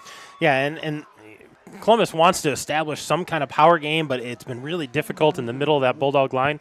If they can get off tackle or maybe tackle guard, try to find those different slots to get upfield, but they're going to need that extra blocker, I think, to spring anybody in a power formation. You know, we're at the big point of the ball game. I know it's only 14-0, but Columbus, great field position again. You know that MFL MarMac still has time to work with if something breaks down on your drive, but MFL MarMac gets the ball to start the second half. You start thinking about that. They run the football with the fullback Hartz. Hartz off right side, inside Columbus territory, Bulldog territory, I should say.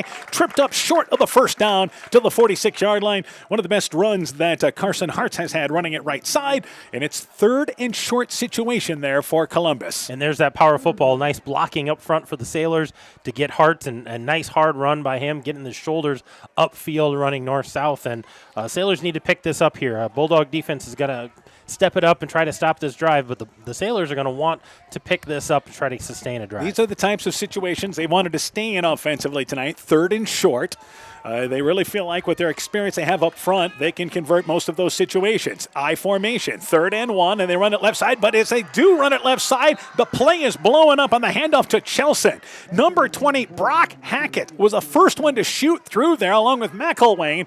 They lose a couple of yards to the 47-yard line, and instead of 4th and short, it's now 4th and 3. Yeah, that was just blown up by the Bulldogs, and that defense run blitz there, knowing, hey, they're just trying to pick this up. They've held the Sailors to 14 yards of ground offense running the ball, and that's just impressive for a whole half. All right, Columbus, as the clock goes inside 5 minutes, appears to content here to let the play clock run down. To talk a little bit further about what they want to do on 4th and short. Do they decide to go for it here? Punt the football away. Big call coming up. 4th and 2 for Columbus. We'll call it 4th and 3. 4:50 to go in the half. Timeout on the field. Let's take this break. Bodensteiner Implement is your local John Deere dealer with 10 locations in eastern Iowa to serve you. Check out their website, www.bodimp.com, for great deals on new and pre-owned equipment. From turf equipment to agricultural and compact construction equipment, they have solutions for every job. Nothing runs like a Deere, so come run with us at Bodensteiner Implement Company. Bodensteiner Implement is a proud sponsor of all high school sporting events, and we wish all our local athletes great success. Hi, this is Cody from Torkelson Motors in Elgin and Waukon. At Torkelson Motors, we believe that student involvement in activities is a great way to help grow our communities, and we are proud to help sponsor this game for your enjoyment. We've been serving Northeast Iowa since 1926 and appreciate the business that our customers have given us and the support they provide to our area schools and communities. So the next time you are in need of a new or used vehicle, or a repair, stop into Torkelson Motors, where we've been selling cars the old-fashioned way, with a friendly smile and a handshake right here next door in Elgin and Walk On. So again, Columbus taking a timeout. They are going to go for it. They wanted to make sure what they're doing on this fourth down play. From the 46-yard line, fourth down, 3 yards to go. And to roll out and throw the football, there is going to be, once again, Locker hitting his receiver out of the backfield in Hartz on the right side, catches it at the 35-yard line. They pick up 12 on a rollout to the right. In a nice drag pattern there for Hartz. Hit for first down yardage. The gamble pays off for the Sailors. Yeah, and he had a defender right in his back pocket. I don't even know if he knew that he was there, but a nice pitch and catch there to pick up the first down, keep this drive alive.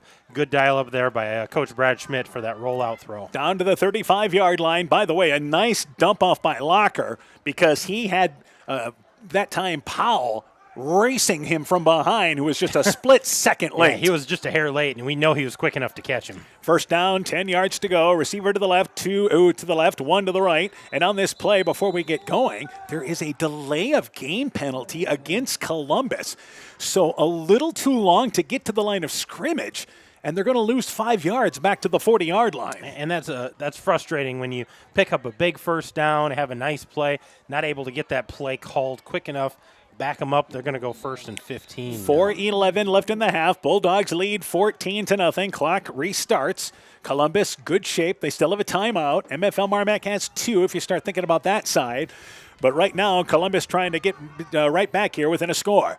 I formation, receiver split left and right. First down, 15 yards to go. To throw the football is Locker. Locker looking into double coverage down at the 10-yard line, and the pass is up for Miles Gardner. Catches it. Touchdown. Got it between 2 Bulldogs. Hauled it in at the goal line. A 40-yard touchdown strike from Locker to Gardner, and the Sailors right back in it. Yeah, 35-yard receiving there, and that was a tough catch. That was an over-the-shoulder kind of catch. Falling into the end zone there, double coverage. What a huge answer there by the Sailors. Yeah, the official measurement, 40 yards. We got pushed back on the penalty. Oh, pushed back on the penalty. So a 40-yard touchdown reception there from Gardner, the wide receiver, who has 3 catches coming in for 68 yards and a touchdown. His second touchdown reception of the season. 3:46 to go, and Reed to try the PAT. He's been 6 of 6 on the season. Spot is down. The kick is up. It is high enough, long enough. Put it on the board. 3:46 to go in the half. Columbus a touchdown. MFL MarMac 14. Columbus 7. You're listening to high school football from KCTN Sports. Your local Touchstone Energy Cooperative is asking members to do the summer shift. No, it's not a new dance. Simply reduce your electricity use between the hours of 11 a.m. and 7 p.m. on weekdays. That's when power costs the most. So turn up the thermostat, delay the dishwasher, shift the start of laundry, and you can help keep electricity rates affordable. This summer savings message is brought to you by your local Touchstone Energy Cooperative. Alameda Clayton Electric Cooperative. Our halftime guest tonight with Bulldog Football is brought to you in part by TJ's Pizza in Monona and Claremont, Myers Auto Service in Monona, Clayton County Recycling, the Lowena Savings Bank, member FDIC, Quillen's Quality Food, serving Northeast Iowa, Fisk Farm and Home in Monona, Cresco, and Decorah, and Bacon Concrete in Postville. 40-yard touchdown reception. Miles Gardner on the pass there from his quarterback Carter Locker. The PAT good by Reed. And it's 14-7 right now. MFL MarMac in the lead with 3:46 to go in our first half. Coming up at the half, we'll talk with MFL MarMac volleyball coach Angela Rumpf. She'll be our halftime guest. Get an update on the Bulldogs volleyball season. That's coming up at the half. Meanwhile, the Bulldogs have 3:46 to work with, couple of timeouts, and as we mentioned, they get the ball to start the second half. Here's a short return, and fielding it is Schlee, but stumbled going down to the 25-yard line, and because he's down on the knees, he picked it up. He's down right there. There is no return. First down, 10 yards to go at their own 25-yard line. MFL MarMac again starts inside their 30 for another drive. Yeah, deep in their own territory here to start this drive, but with big playmakers. I know there's not a lot of time on the clock, but I think they have the ability to get down the field, try to get an answer with the score. We talked about they're going to get the ball to start the second half, so a score here would be huge, and Columbus wants to prevent that for sure. You talk about Columbus only has one timeout to use if they're in that situation where they try to stop the clock. Meanwhile, first down, 10 yards to go, 25-yard line. They run the football right side up the middle that time. MFL MarMac faked the handoff to the wingback, gave it up the middle to Blitz Benteen. Good yardage up the middle, across the 30, out near the 35-yard line. 9-yard pickup on first down. Nice, just fullback plunge up the middle. Yeah, nice drive there, right up the gut, just to keep Columbus honest and look for them to start getting the ball downfield, upfield, get it outside the tackles, and try to get their speedsters involved. So second down and short, 3:15 in counting. And they line up here with Powell in the backfield, fake the handoff, and again go to Blitz Benteen. Couple of yards up the middle, across the 35 to the 36-yard line. What they're doing is lining up Powell to the right of Blitz Benteen and making it look like they're going to try to run it to Powell around left end, and then a couple of fullback dives up the middle, up to the 39-yard line, first down. And we talked about how Columbus has done a nice job of stopping Powell on that end around or that drive around the tackle on the left side, and they're kind of crashing there, giving Blitz Benteen some more room. First down, 10 yards to go. Powell and Blitz Benteen in the backfield once again. Driscoll, and again, right back to Blitz Benteen up the middle. Brings it across the 35-yard line. Just stayed on that right hash mark, 40-yard line rather, out short of the 45-yard line to the 44-yard line, but a 6-yard pickup. In 3 plays, they've moved it to the 44-yard line. Yeah, right at midfield here, moving the ball well. Under 3 minutes to play here, but still plenty of time to get downfield. Yep, 19 yards for Blitz Benteen on the last 3 carries. So 14-7, Bulldogs in the lead. Love to get something on the board here in the final minutes of our first half. Back to the double wing set. Powell's onto the backfield. Blitz Benteen still at fullback. Decker goes in motion, gets the handoff, jet sweep, left side, trying to get to the corner. He does. That's to the near side. Inside Columbus territory, goes inside the 50, has first down, steps out of bounds at the 49-yard line. Gardner forced him out of bounds, one speedster against the other, but the Bulldogs are inside Columbus territory. Clock stops, 2:04 to go. They're at the 50-yard line, smack dab at the 50-yard line. Yeah, right at the 50-yard line, but with the speedster Decker able to get to the outside, even if he gets that contact, they knocked him out of bounds. We're going to stop the clock here, give MFL MarMac a chance to regroup, call a play, try to dial something up. First down, 10 yards to go. We haven't seen the inside counterplay from MFL MarMac yet. Keep an eye on that. First down, 10 yards to go. They run the football. Blitz Benteen inside Columbus territory now, but only a couple of yards. 48-yard line, fullback dive up the middle. 2-yard gain, second down, 8 yards to go. And we've got a pile there. On the bottom of that pile, and slow to get up, is one of the linemen up front for MFL MarMac, but everybody's okay. That's number 53, and that is Hunter Meyer, the left guard.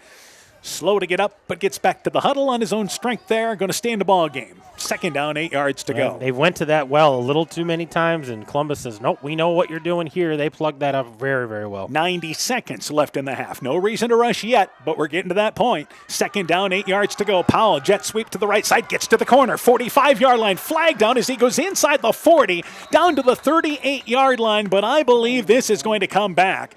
They sealed the right side of the line, number 62, for MFL MarMac. Corbin McElwain is going to be called for holding as Powell got to the corner, and boy, so close on that. They're going to bring it back 10 yards on that penalty. And it's one of those penalties where, the lineman is trying to do what he can to spring that guy, but I think Powell had that corner already. Boy. And he was past that play. McElwain did not have to do that. And took away Powell's best run of the night. So instead of first down inside Columbus territory, inside the 40, you're back to your own 40. And now looking at second down, 20 yards to go. And again, from your own 40-yard line, Driscoll rolling out to the left to throw the football, looks left side, and that pass is caught by Hatt. Near side, inside Columbus territory, 46-yard line, caught it just inside that sideline area. They pick up 16 on that. 54.8 seconds to go. The clock stopped. It should not have. It's still third down, and now MFL MarMac takes a timeout, so the clock stops with 54 seconds to go. And the Bulldogs now think about a little tempo here at 3rd and 4. Yeah, they're looking to go a little more tempo, try to get upfield a little quicker and get it within striking distance, but had to take a timeout there, not able to get out of bounds on that completion to Hop. And so the timeout taken right away, even though the clock stopped, and I think the clock, believe it or not, stopped because they thought it was past the sticks, which it was, But that was the original it line was of the scrimmage. original line of scrimmage, not the first down marker. So it's third down, and it's probably closer to 5 yards to go at the 46-yard line. But I like that play. I mean, Hatt, tall receiver there on the left side, able to roll out, and a nice pitch and catch from Driscoll to Hatt. Yeah, nice receive there to pick up a majority of those yards, make third down a little more manageable. And again, in this situation, if you don't get it, you're likely going to punt the football away. I don't think you go for it here with 54.8 seconds to go. And you fear giving the ball to Columbus at midfield. Although MFL MarMac, a lot of times they stay aggressive. They do. They may stay aggressive, try to gain the first down on fourth. And they're thinking, well, our defense is pretty tough. We've been trusting them. Who knows what they'll do here, but we got a third down to worry about first. Yeah, closer to 5 yards to go for MFL MarMac. Two receivers to the right. You have Hackett there along with Decker. Decker is more towards the slot. In the backfield is Powell and Blitz Benteen. You can still run the football here, by the way, if you want to try to. And now as we say that, they go back into the huddle.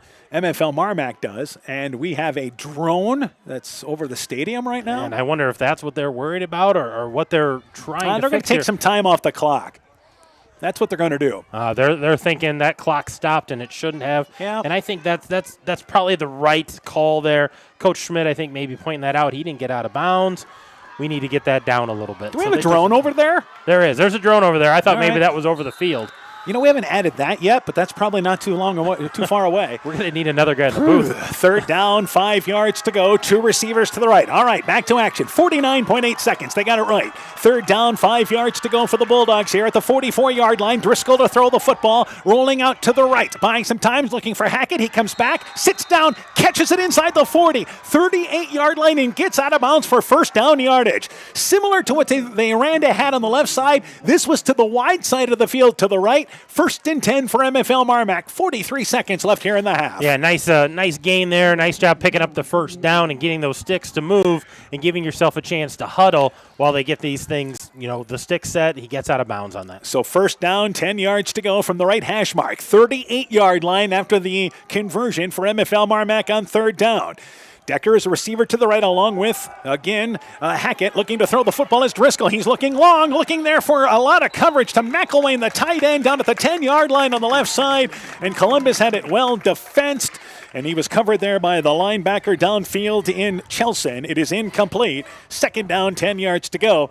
The second look they've had at McElwain, both times have went long, but the first time he was wide open. A lot of coverage down there this time. Yeah, good coverage that time by the Sailors. A nice defense on that. One-on-one coverage. Had a guy behind him for some support, but that was really one-on-one coverage and a nice play by the defender to knock that away. So it is now second down, 10 yards to go. Bulldogs still at the 38-yard line. 37 seconds to work with.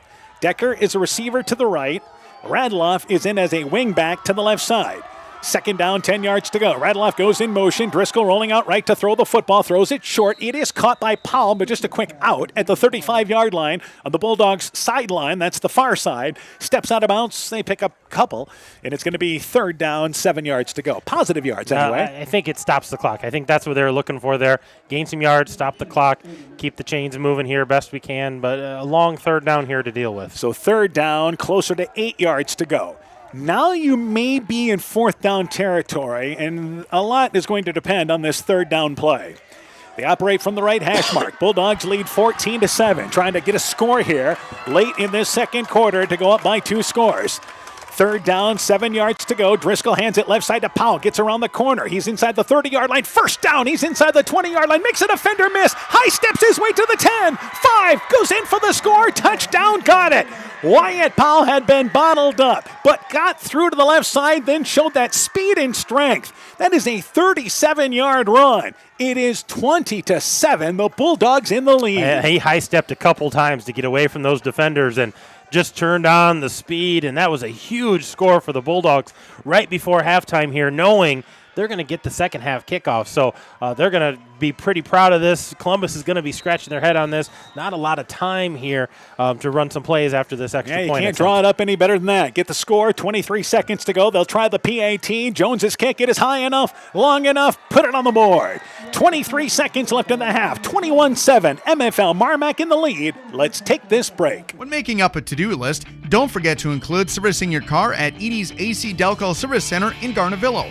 Your car should have the best care, and Edie's will make sure of it. Stop in or call 964-2186 to make an appointment. Tires worn out? Well, Edie's can replace them. Need a tow? Call Edie's at 964-2186. Kay, Lynn, and Todd invite you to stop by and fill your car's tank with fuel at Edie's AC Delco Service Center in Garnavillo. Edie's open 7 a.m. Mondays through Saturdays. Alpine Communications believes connected communities become thriving communities. We are the local telephone company that became a 21st century communications provider. Alpine provides internet, television, cellular, security, and telephone too. We promise personal, timely, reliable service from people who live here. When you choose us, we all thrive. Connect with Alpine Communications today. Click alpinecom.net or call 563-245-4000. 23 seconds left in our half. MFL MarMac, 37-yard run for Powell. 36-yard for Powell, and the PAT by Jones makes it 21-7. Jones launches it away, squibs it ahead. It'll bounce up at the 30-yard line, and it will be Merrifield bringing it left side across the 35-yard line. Actually, Chelson on that far side across the 40-yard line. Not a bad return to the 41-yard line, and that's where Columbus takes over. They'll mark him short of the 40, 39-yard line. They've got one timeout, 19 seconds to work with. They take a shot or two here for Columbus. I think so. We saw them warming up, and they're able to throw this deep ball. They get some air under it, let the receiver get underneath it. I assume we're going to have a lot of defensive backs for the MFL MarMac Bulldogs playing back, playing off the line, trying to take away that deep ball. Sumner Fred leads Postville at the half, 58-0. North Lynn leads Clayton Ridge at the half, 56-0. South Wind leads Starmont at the half, 35-7. And Waukon leads North Fayette Valley, 14-7. In the second quarter. Meanwhile, Columbus looking down sideline area. The pass in and out and almost intercepted in and out of the hands of number 6, Merrifield. And the right hash mark at the 45-yard line then bounced into the hands of McElwain, but ricocheted off his chest, incomplete.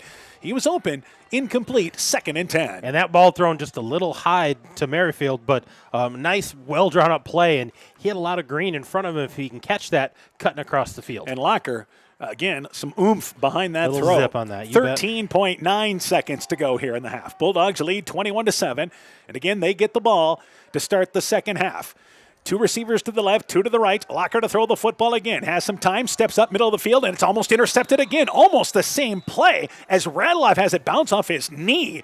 The pass was actually thrown in front of Merrifield at the right hash mark, and Radeloff went down low but could not go down low enough. And it's 3rd down and 10 yards to go. Yeah, almost the same play, same pattern there for Merrifield coming across and overthrowing a little bit and right out of the hands of the Bulldog defender. Well, 3rd down, 10 yards to go. So I believe what they were trying to accomplish there was to get inside MFL MarMac territory and then maybe see if he could take a shot down into the end zone there. And now Columbus is going to take a timeout with 8.9 seconds to go, so they're going to use their final timeout here. Hook and ladder, see it coming? Hook and ladder, something, maybe some kind of screen, pitching it back. I don't know, something they're going to dial up here, try to gain a lot of yards with not a lot of time, but it would be huge if they could score, but I think they're going to go in halftime here, down a couple of scores, and knowing MFL MarMac gets that ball back. All right, Southwind has scored again, so they lead actually now in the 3rd quarter. That game's already into the 3rd quarter. Southwind leads 42-7 over Starmont, and they have quickly finished that 3rd quarter, and there's a moving clock there, but the Lynx lead the Eagles 63-0. After the break here, we'll be joined by MFL MarMac volleyball coach Angela Rumpf will be our halftime guest tonight. Bulldogs lead 21-7. All right, Columbus here, 8.9 seconds to work with. You no longer have any timeouts, but I think you want to get the first down here. And maybe hope to take a shot to the end zone. Yeah, if they can pick up the first down, maybe some kind of quick out pattern. I assume the Bulldogs will be sitting on any kind of deep ball, so throwing the ball downfield, unless you can get behind them, is probably not available. They're just looking to pick something up here, maybe get a second chance to throw it downfield. 2 receivers to the left, 2 to the right. So again, Columbus using their final timeout here. From their own 39-yard line, they operate from the left hash mark. Snap back to Locker. Locker being blitzed, and he's going to be dropped by Powell. Powell wraps him up for a loss back at the 30-yard line. Powell came unblocked from the right side of the MFL MarMac line, and that's how the first half comes to an end. Powell, the big touchdown run late, a sack to close the first half, and it is MFL MarMac leading this district opener over Columbus by a score of 21-7 at the half. When we return, our halftime guest, first half stats, updates on scores, and more. You're listening to Bulldog Football from KCTN Sports. Hey, Justin Birdnow here from Birdnow Chevrolet in Monona. I want to take a moment to wish all the local athletes good luck during their game. You have worked incredibly hard, and it shows during each game. Myself and the entire Birdnow Chevrolet Monona team is wishing you all that you do your best and good luck. Being good at life means getting your finances together so you can focus on the moments that matter most. With over 175 years of expertise, New York Life Insurance Company provides you with benefits you can enjoy while you're, living. So give your local agents Andrew Reimer or Troy Springer of Guttenberg or Bill Garms in Monona a call. You can reach Andy and Troy at 563-252-2471 or Bill at 563-880-5530. They can help you and your family be good at life. Epic Wear. Get personalized clothing for your school, your team, family, friends, business, or any event. Epic Wear has a huge range of customizable apparel, trophies, and awards, and they offer free design help or design your own apparel at getepicwear.com. And you can even set up a free web store for your fundraiser. Make sure to check out the selection of Bulldog Spirit Wear and Iowa-themed items at the Monona location. Epic Wear, located in downtown Monona and Waukon. Call 563-539-2300 to place your order today. Elkader Tax and Bookkeeping are proud supporters of all of our local high school sports teams. We want to wish everyone the best of luck on their season. We are here for all of your tax, payroll, and bookkeeping needs. Give us a call at 563-245-2154. Again, that number is 563-245-2154. Thank you from Kurt, Steve, Carol, Josie, at Elkader Tax and Bookkeeping, located in downtown Elkader. Looking for a checking account with no monthly requirements or service charge? People's State Bank's new redesigned People's Checking Account is just what you're looking for. The account includes free debit card, online and mobile banking, bill pay, and much more at no cost to you. You heard that right. No cost to you. We're your local community bank, ready to serve you. Stop into one of our 20 convenient locations to open a People's Checking Account. People's State Bank. Member FDIC. Wilkie's in Elkader is Iowa's oldest family-owned grocery store. You'll find Wilkie's 2 blocks south of the Keystone Bridge in historic downtown Elkader. Stop in and enroll for a Wilkie's reward card and receive points every time you shop. Then log on to their website at wilkiesgrocery.com to view the weekly specials, check out your reward points, make out a shopping list, and more. Wilkie's in Elkader, open Monday through Saturday from 8 a.m. till 8 p.m. Bulldog Football is brought to you in part by Community Insurance of Iowa, Hometown Agency Monona, Auto, Home Business, Crop Farm and Life, Smitty's Oil and Tire in Monona, Garden View Place in Monona, Ethan Kane Construction. If it don't drain, call Ethan Kane. T&K Cahoon, your Napa dealer in Monona, St. Olaf Ag Sales and Service, Growl Logs and Lumber in Elkader, Timber is a Crop, Harvest Wisely, Meyer Collision and Service Center in Guttenberg, and LTI & Sons Water Conditioning, your Connecticut dealer in Postville. Our halftime guest tonight, we're joined by MFL MarMac volleyball coach Angela Rumpf. Coach, let's get an update on how the season's going for you guys. First off, who's contributing for you guys at the varsity level? This year we have Hannah Bogdanovich and Brooke Gillitzer on our left side, and Haley Corlett and Grace Anderson and Ella Corlett are our other strong hitters. Cadence is playing our libero, and Michaela Morrissey is our setter. The 7 of them right now are playing our rotation, and I think it's our strongest lineup at the current moment. All right, let's talk about to this point of the season. I know you guys have played 6 matches. You played Southwind last night. Tell me how that match went for you guys. We actually had a really good match last night. Although we ended up losing in 3, we lost only by 2 points in the first and third match. So they played a really aggressive game. Our defense has come a long ways, and now we're just focusing on our offense to be able to come out on top at the end. All right, and now what's coming up for you guys as far as schedule-wise? We have 2 conference games next week. We also have 2 tournaments in the next 2 weekends. So hopefully at those tournaments we'll be able to see a few of those teams and see how they play so that when we play them in the conference, we'll be ready for them. All right, so you mentioned the conference. Let's talk about the Upper Iowa Conference. And who do you see as the teams to beat kind of in the conference right now? Well, last year, Clayton Ridge was one of our biggest competitions, so we are ready to come back strong against them. Southwind last night was definitely strong, and we just hope to improve our game so that as we continue forward, we can end up strong in the conference. Sure, yeah, because the conference appears to be at least wide open here from what we're seeing so far this early part of the season. Yes, definitely. Now, you mentioned as far as your team improvement-wise, where does that improvement need to be? Well, we are going to be focusing a lot on our mindset of being able to let go of mistakes and not playing so timidly. I want to see more confidence in them. And then as they work together and get comfortable with their position on the court, we will be able to have more success. All right. You mentioned those tournaments here. Getting back to that, where are those tournaments going to be at? We have Walk-On and Decorah in the next 2 weekends. All right. And you mentioned there not only some conference teams, but you get to see some other competition there too, right? Yeah. Yep. Some bigger schools, Decorah, Cresco, and Walk-On. We're excited to play against them. Yeah, absolutely. Some good tournament matchups there. All right, Coach. Thanks for joining us here at the half, and good luck to you guys the rest of this season. Yes, thank you. MFL MarMac volleyball coach Angela Rumpf on her Bulldog program, our halftime guest.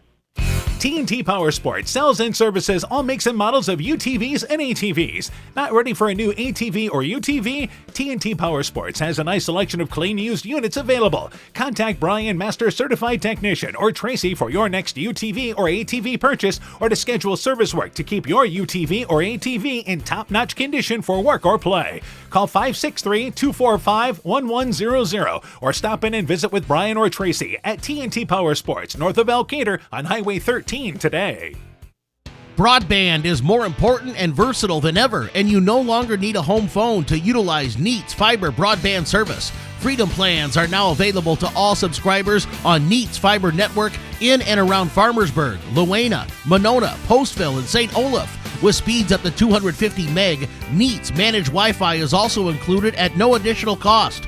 Call today for more information on Neat's new Freedom plans and enjoy reliable, super-fast broadband internet service from Neat.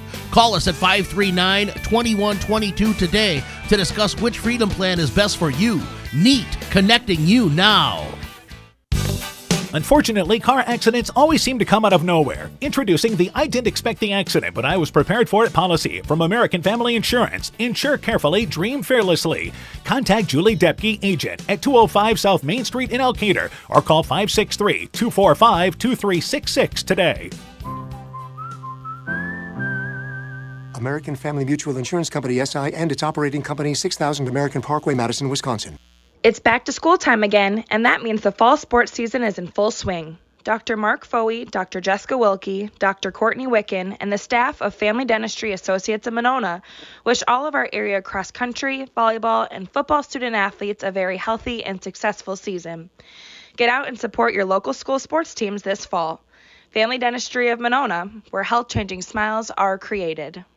Sode's Green Acre Gift Shop and Liquor Store is filled with great gift ideas with a wide selection of Iowa-themed and produced unique and one-of-a-kind gifts, handcrafted items, and a great selection of top-shelf spirits, wine, and craft beers.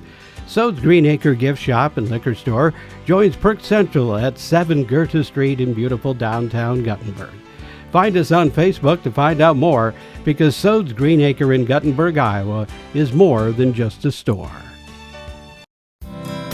We know that potential is greatly enhanced through hard work and dedication.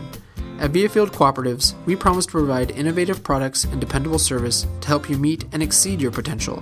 From agronomy to energy, grain to feed, Viafield is excited to provide growing opportunities for both producers and consumers at 18 locations throughout northern Iowa and southern Minnesota. Want to learn more about Viafield? Go to viafield.com. Viafield is a proud supporter of our local student athletes. Bulldog Football is brought to you in part by Vorwald Enterprises, Inc. in Monona, Canocro Floor Covering in Monona, Ashbecker Building Supplies in Rossville, Ems Machine and Manufacturing in Monona, Rise and Shine Nutrition on West Bridge Street in Elkader, Norby's Farm Fleet in Northeast Iowa, Guttenberg Municipal Hospital and Clinic. Check out career opportunities at guttenberghospital.org. RGK Portable Building, serving Northeast Iowa and Southwest Wisconsin, and Furniture Showcase and Oilwine, lighting, showroom, flooring, furniture, and window treatments.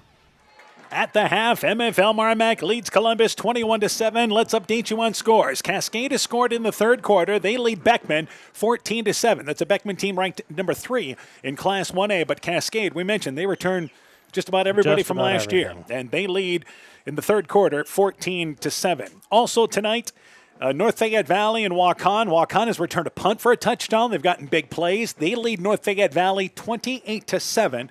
That game is late, actually now at the half. Also, it is North Lynn leading Clayton Ridge 63-0 in the fourth quarter. Sumner Fred leads Postville 58-0. That's in the third quarter. And South Wynn leads Starmont 48-7. That is in the early part of the fourth quarter of that ball game. MFL MarMac, Driscoll has a throwing touchdown. Has rushed for a touchdown. Decker has, again, was on the receiving end of that touchdown. And Powell had that 37-yard run right before the half. And the Bulldogs lead by a score of 21-7. We're joined by Coach Aaron Hammond. Let's go through the first half totals, and let's start for the Bulldogs. For the Bulldogs on the ground, Powell has 4 carries, 41 yards. Blitz Benteen's got the lion's share with 11 carries, 70 yards. Decker, 2 carries, 9 yards. Driscoll has 3 carries, 39 yards. Radloff has 1 carry for 7 yards. 21 carries as a team, 166 yards on the ground. Driscoll is 5 for 9 in the air, 71 yards. He has that 1 interception, but also that 1 touchdown. That was to Decker for 36 yards.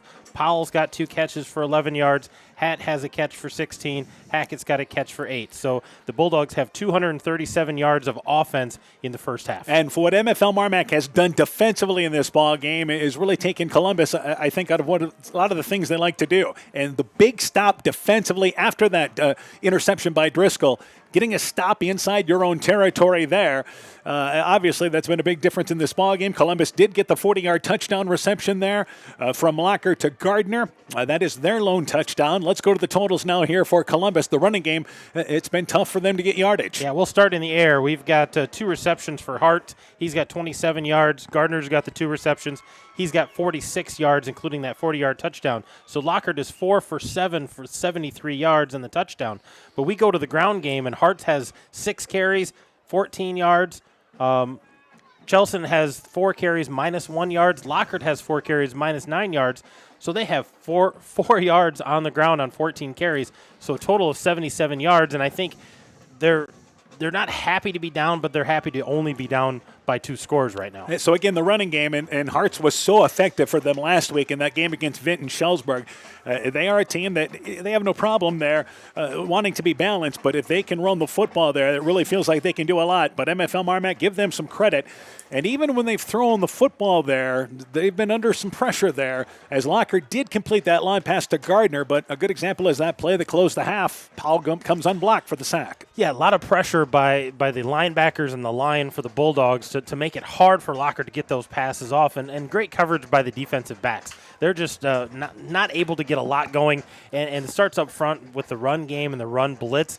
They haven't let anything get started at all. So at the half, it is 21-7, MFL MarMac in the lead, and again, the Bulldogs get the ball to start the second half. We'll take a break. When we return, we'll kind of look at those games that are going on tonight and have second half action. You're listening to High School Football from KCTN Sports. Join Freedom Bank in supporting our local students and their after-school activities.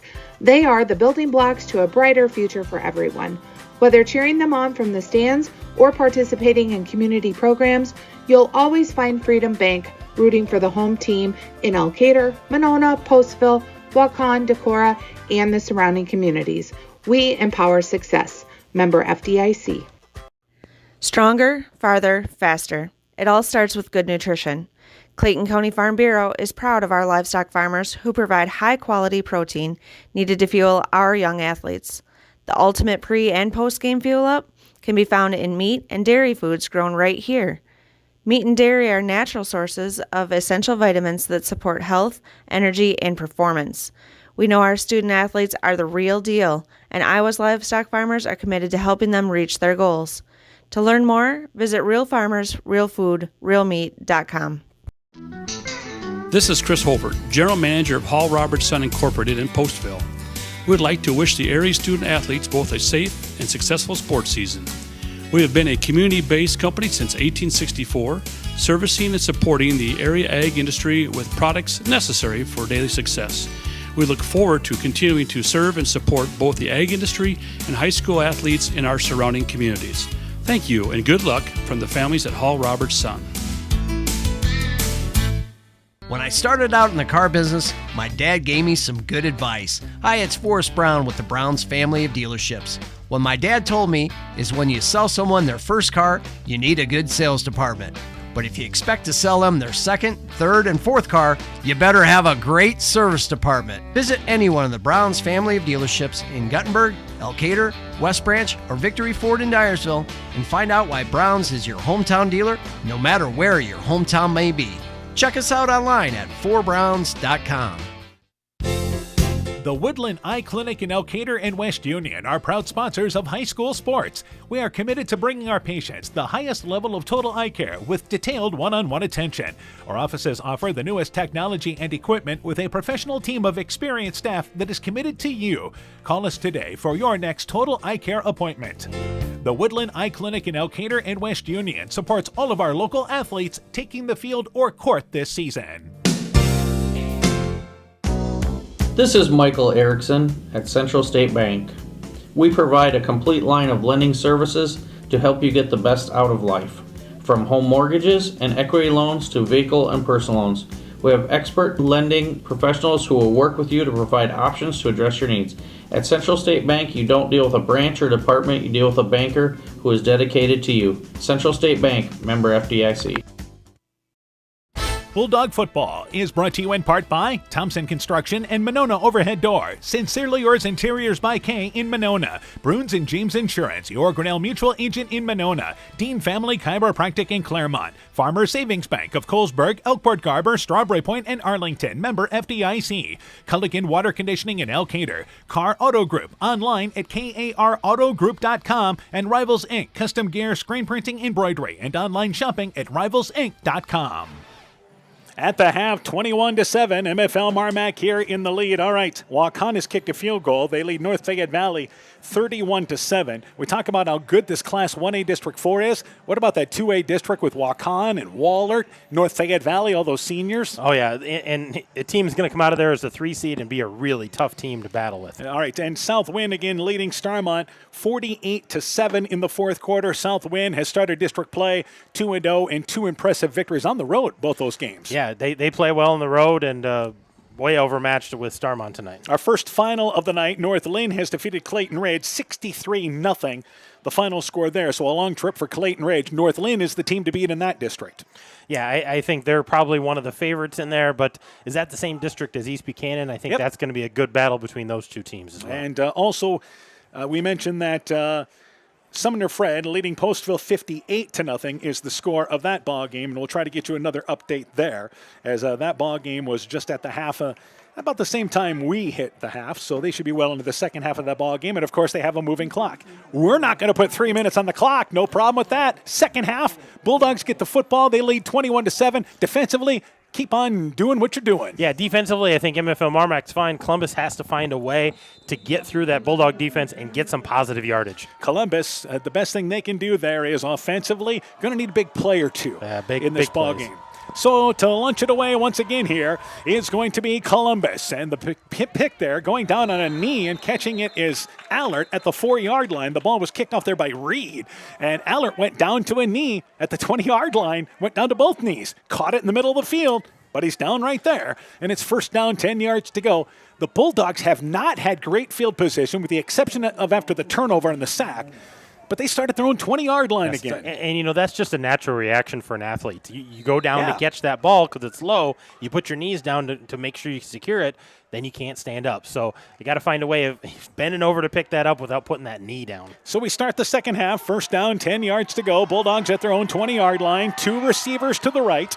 Powell in the backfield. He's to the right of Blitz-Benteen, and they run it left side with Powell. Blitz-Benteen, the lead blocker. He brings it across the 20-yard line, couple of yards, 22-yard line, picks up about 2, closer to 3. Second down, 7 yards to go. They've done a nice job containing Powell, but that 37-yard touchdown run he had to close the half was a pretty run. That was a pretty run, and started high step in when he got through the defense and trying to keep him away from his feet. But he's going to find a way to get another one to try to get a nice big gain. And Columbus has got to really key on him and Blitz-Benteen. And as soon as you do that, Decker sparks out somewhere. Second down, 7 yards to go. 2 receivers to the right, same formation. Driscoll rolls out to the left to throw the football, looks to the sideline. It is caught, and that is Decker. Hit in stride on the out. 35-yard line, gets ahead to the 37-yard line. They push him out of bounds at the 38-yard line. 15-yard pickup.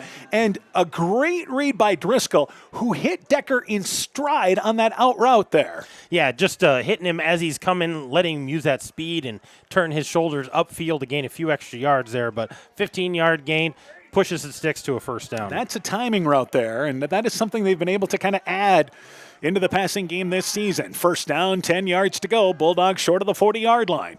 Double wing set. Powell leaned, and now they are going to throw the football again. Driscoll looking left, and he's looking there for Hatt.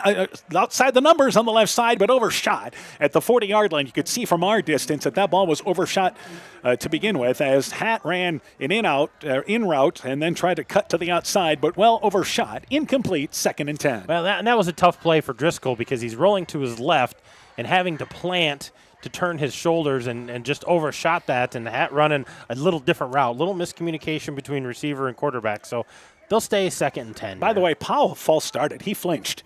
He did. But they didn't call it, which is good. I mean, it wasn't anything that affected the play. He stands straight up a lot of times for his set. Second down. 10 yards to go. Powell goes in motion. They hand it up with Blitz-Benteen. 40-yard line up the middle, maybe a yard or 2. Defensed well up front by Columbus. It's going to bring up a 3rd and long situation here now for the Bulldogs. And number 50 up front, Henry Erie, made that stop. 3rd and 8 for MFL MarMac. And this is a big play for Columbus. If they can force a punt to start the second half out of MFL MarMac, that's some positive things for them to build on. It gives their offense the ball. Hopefully they can get a good start. But a 3rd and long here. Look for MFL MarMac to try to pick this up, something downfield. It's funny because you think MFL MarMac going to run the football. They're doing such a good job, but they've really unveiled a lot of different passes tonight. Yeah, different passes, different sets. Yep, 3rd down, 8 yards to go. And on this play, quick swing play left side. Decker reaches out, catches it, but cannot make the defender miss. He had to reach out, kind of disrupted the play, hauls it in on that far side, just inside the numbers at the 40-yard line. Gets out to the 45-yard line. They needed 8. He only picked up 3, and it's 4th and 5 for MFL MarMac. And Columbus gets the stop they need to start the third quarter. That's a huge defensive stop for them, slowing down this high-powered offense, forcing MFL MarMac to punt.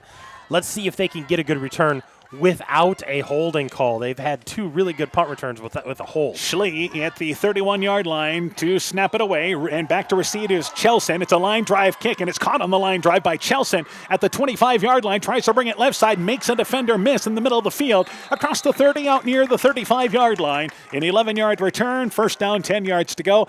The first Bulldog down there was Allert, and Allert comes up limping at the end of that play. He kind of got to Reed, but that was a line drive. Did that ball get any higher than 15 feet off the air? That ball was dropped. They hiked that back to the punter. He dropped it, so he had to kind of hurry that and didn't get a chance to get air underneath it. Little bit of contact on the punter, but nothing, severe. Got the punt off.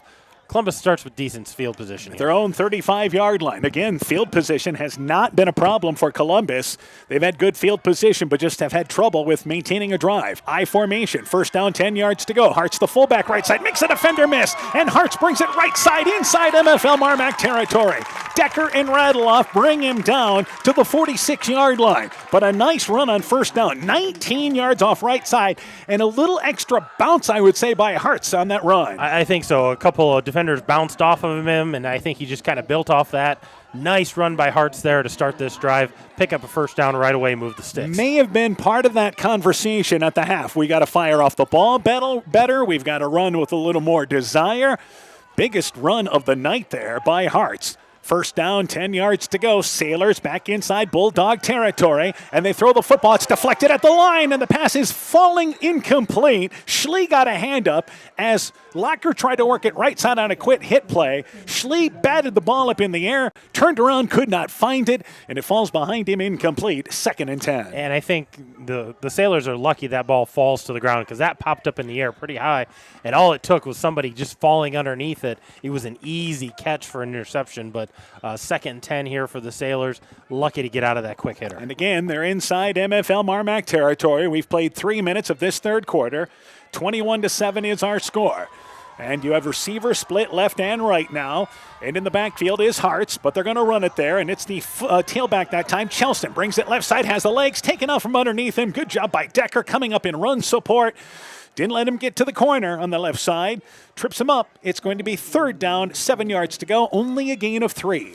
Yeah, not a big gain there. Nice tackle by Carter Decker coming up from the secondary to make that solo tackle. And here's Columbus, 3rd and long. Not where they wanted to be, but again, trying to keep that drive going. Hoping to pick this up, look for something downfield. 3rd down, 7 yards to go. So Columbus, this is their first 3rd and long situation here after that first down they picked up in the opening play. 2 receivers to the left, 2 to the right, and the snap back there to Locker. Locker left side throws a dart there. It is caught, and breaking a tackle is Gardner. He's free, and there's a flag down as the play is blowing dead, and apparently the only guys that realized it was the MFL MarMac secondary. Yeah, the MFL MarMac secondary all stopped.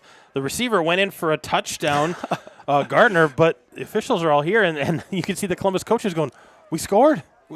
This is a touchdown. Well, interesting to see what this call will be. It was a dart thrown by Locker to Gardner, and the reason why Gardner was able to break that tackle on the left side, well, because MFL MarMac had stopped on the play. I thought it was odd that everybody for MFL MarMac stopped like one guy was going to make the tackle. That's not how you team tackle.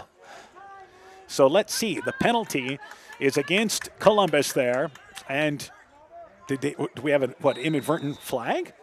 Play whistle dead? I don't know what. They didn't mark off any penalty here. So I don't know what this call was, but it can't be a good situation for the Columbus coaches. They're not happy about a potential touchdown being called back. So we have a do-over, apparently. A do-over. 3rd down, 7 yards to go. Maybe the ball wasn't whistled into play. Here we go. 3rd and 7. Gardner to throw the football. Strike and into traffic. It is caught, then knocked away. Did he hang on to it? The ball initially popped out of there, but Gardner with the ball ricocheting around hung on to it. How'd he get that between Blitz Benteen and Powell, who sandwiched him at the 34-yard line? A strike by Locker to Gardner. 1st and 10 for Columbus. Yeah, and I don't know if they thought he had dropped it, they gave up on the play, but Gardner pulled that in double coverage. It picks up the first down. It came out. It actually, as he rolled over, it came out, but he maintained it. The ball came out there, and he was able to keep it there, pick it off his legs for the completion, and right on the left hash mark.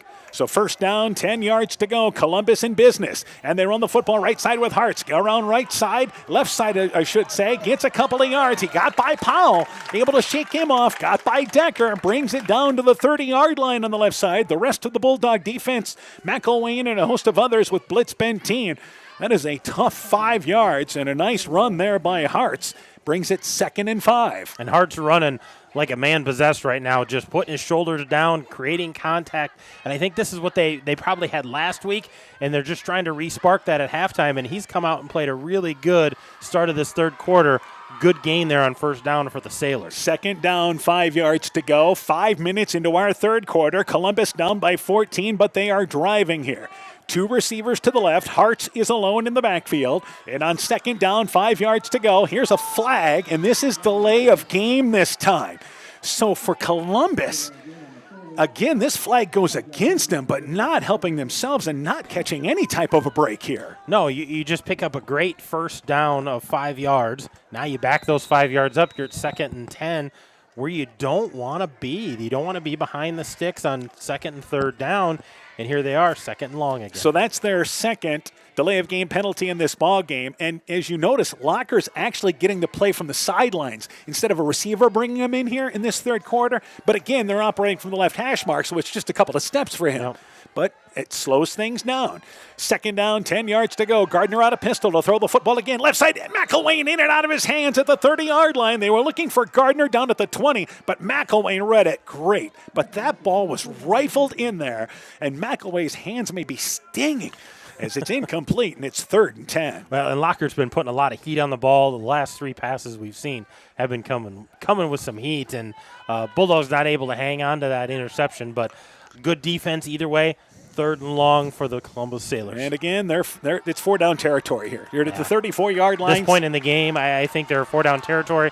Try to pick up the majority of it here. 3 receivers to the left, but working to the left side, and now Columbus has to take a timeout as Merrifield was lined up on the right side and had to go all the way to the left, so they take a timeout to avoid another delay of game. We'll take this break with them. 6:28 to go. Columbus looking at a big 3rd down timeout here on the field. The Veterans Memorial Hospital Medical Clinic is a welcome addition to Northeast Iowa, offering extended hours for more accessible care. The clinic remains open over the lunch hour and offers early Monday morning and later Thursday evening appointments for your convenience.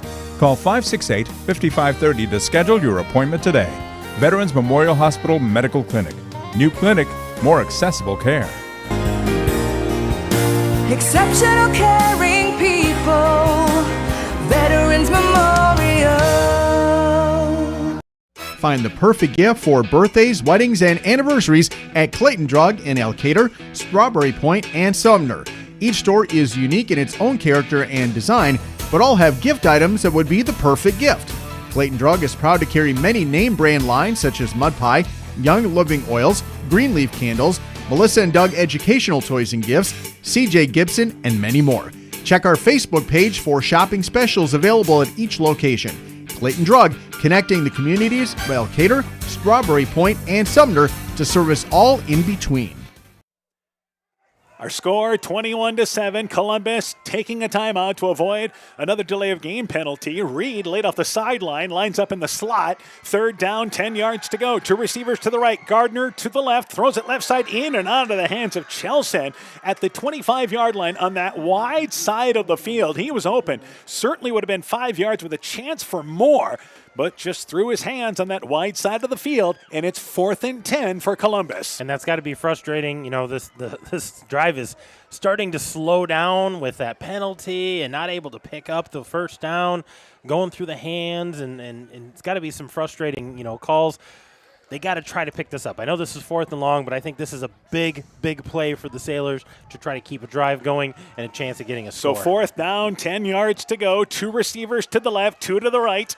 At the 34-yard line, obviously they're going for it from the left hash mark. Snap back to Locker. Locker steps up, able to make a defender miss, but now going to try to run for it, and there's no chance as he pinballs between 4 Bulldogs at the 30-yard line and is dropped right there. He stepped up, tried to run, but it was quickly closed down. Kane, who else up front there for MFL MarMac? I think Hersman was up there. Powell was in there on the hit. So, yeah, a lot of Bulldogs in on that, a whole pack of them, and turn it over on downs. It's a 4-yard gain, but they needed 10, and MFL MarMac again defensively turns up the pressure there, breaks things down, and they get a turnover on downs. Well, we talk about, the offenses in this district. We got to talk about MFL MarMac's defense being able to compete and keep them in close ball games. 1st down, 10 yards to go from their own 30-yard line. In the backfield, blitz bent team along with Powell. They run the football left side with Powell, trying to get around the left edge. Gets a hole there initially, couple of yards. Here comes a flag again. Across the 35-yard line to the left hash mark. Powell had to work hard for 7 yards, but here is a holding penalty. And it is, needless to say, we're at the halfway point of the season, and I don't think either team is happy with how this game has been played for them. No, you talk about a couple holding penalties on the Bulldogs on offense. We've had a couple of holding penalties on the Sailors on punt returns and kickoff returns, so neither one of these teams playing very clean. Definitely things to keep improving on. And back to the holding area, goes inside the 20, back to the 18-yard line. So MFL MarMac, that occurred 2 yards behind the line of scrimmage. Behind the line of scrimmage, so they're first and a long ways to go. So they're going to put it to the 18-yard line, so it's basically 1st down, 22 yards to go, halfway through the 3rd quarter. Bulldogs lead by a score of 21-7. 2 receivers to the right, blitz Benteen to the backfield, Powell to the right of him. And on 1st down, 10 yards to go, rolling out to the right is Driscoll. Sideline pattern, sliding down is Hackett. at the 26-yard line, just sat down just inside the Columbus sideline, catches it there, quick pitch and catch. Pick up 8 yards on that. Not a bad gain on first down. Yeah, not bad there. Pick up some of that long yardage on first down. Good route there by Hackett. Second down, 14 yards to go. So MFL MarMac, Driscoll rolling out to that short side of the field. They give him an area there he can focus as you narrow down that half the field. Hatt is a receiver to the left. Powell moves out of the backfield now. Correction there. That's Decker in the wing spot. Powell stays in the backfield. And a fumbled snap by Driscoll. It's a loose football. And who's got it? I believe MFL MarMac. Fortunate to fall back on it with Blitz Benteen. So Driscoll just didn't pull it out from center there cleanly. They're going to lose yardage back to the 23-yard line. And it goes back to third down and 17 yards to go now. Yeah, that loss really hurt them, put them farther behind the sticks because they were already second long. Just not a clean snap. Driscoll never really had the ball. So third down, very long for MFL MarMac. But at this point, I think you'd be content. Let's get some positive yardage. Let's get out of this if we can here and move the football away. Driscoll to throw the football. He's going to be rolled back at the 10-yard line, but escapes pressure. Driscoll rolling to the right side, then throws it away on the run, and a good decision there.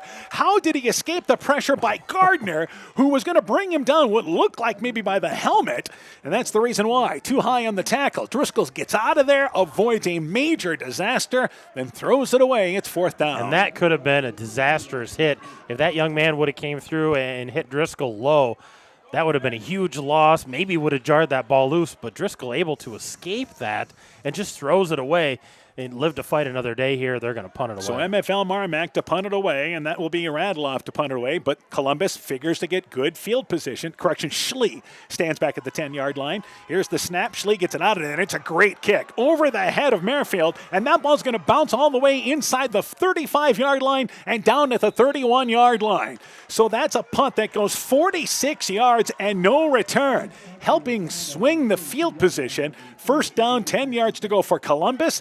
Instead of midfield, back at their own 32-yard line. Yeah, great punt there by Schley to flip the field a little bit. Again, Columbus not in terrible field position. They've been around the 30, 35-yard line all night long, not able to capitalize on that. They're going to start in the same spot again this drive. At their own 32-yard line, back at the right hash mark. So Columbus defensively has done a pretty good job on these two drives that MFL MarMac's had this third quarter. Yeah, forcing a punt out of both of those drives was a positive, but offense not able to sustain that last drive. Look to capitalize here, try to drive the ball down the field. First down, 10 yards to go. I formation for Columbus. Two receivers to the left. Bulldogs leading by 14. First down, 10 yards to go. To throw the football there is once again Locker, and it's a screen to the weak side. Caught there by Chelson. Chelson's got the sideline now. 40-yard line inside MFL MarMac territory. Breaks a tackle at the 35-yard line. He goes inside the 25 and finally down to the 21-yard line. So they had been running to the right side, the short side of the field, but instead set up a screen to the left side. And a huge gain for Columbus. They go inside MFL MarMac territory. They mark it at the 23. Yeah, 45-yard reception there by Chelson. Set up very, very well and well blocked on the sideline here, and a nice gain. MFL MarMac had gotten in so much pressure there, been so aggressive at the line of scrimmage, so that time a well-drawn screenplay to the left side. First down, 10 yards to go. I formation, receiver split left and right. Locker with him under center, and they go once again to the fullback, and that is Hartz. Hartz goes inside the 20, down near the 15-yard line as Hartz picks up 5 yards, closer to 6 or 7, and it's going to be second down, 3 yards to go. So yeah. Columbus has been the better team offensively this second half. Yeah, the offense playing much more inspired football here in the second half. They want to capitalize, though. They've only gotten the end zone that one time on the long pass play. They want to look to capitalize here, try to put the Bulldog defense back on their heels. Inside 3.5 minutes in our third quarter. Second down, 4 yards to go. I formation, receiver split left and right.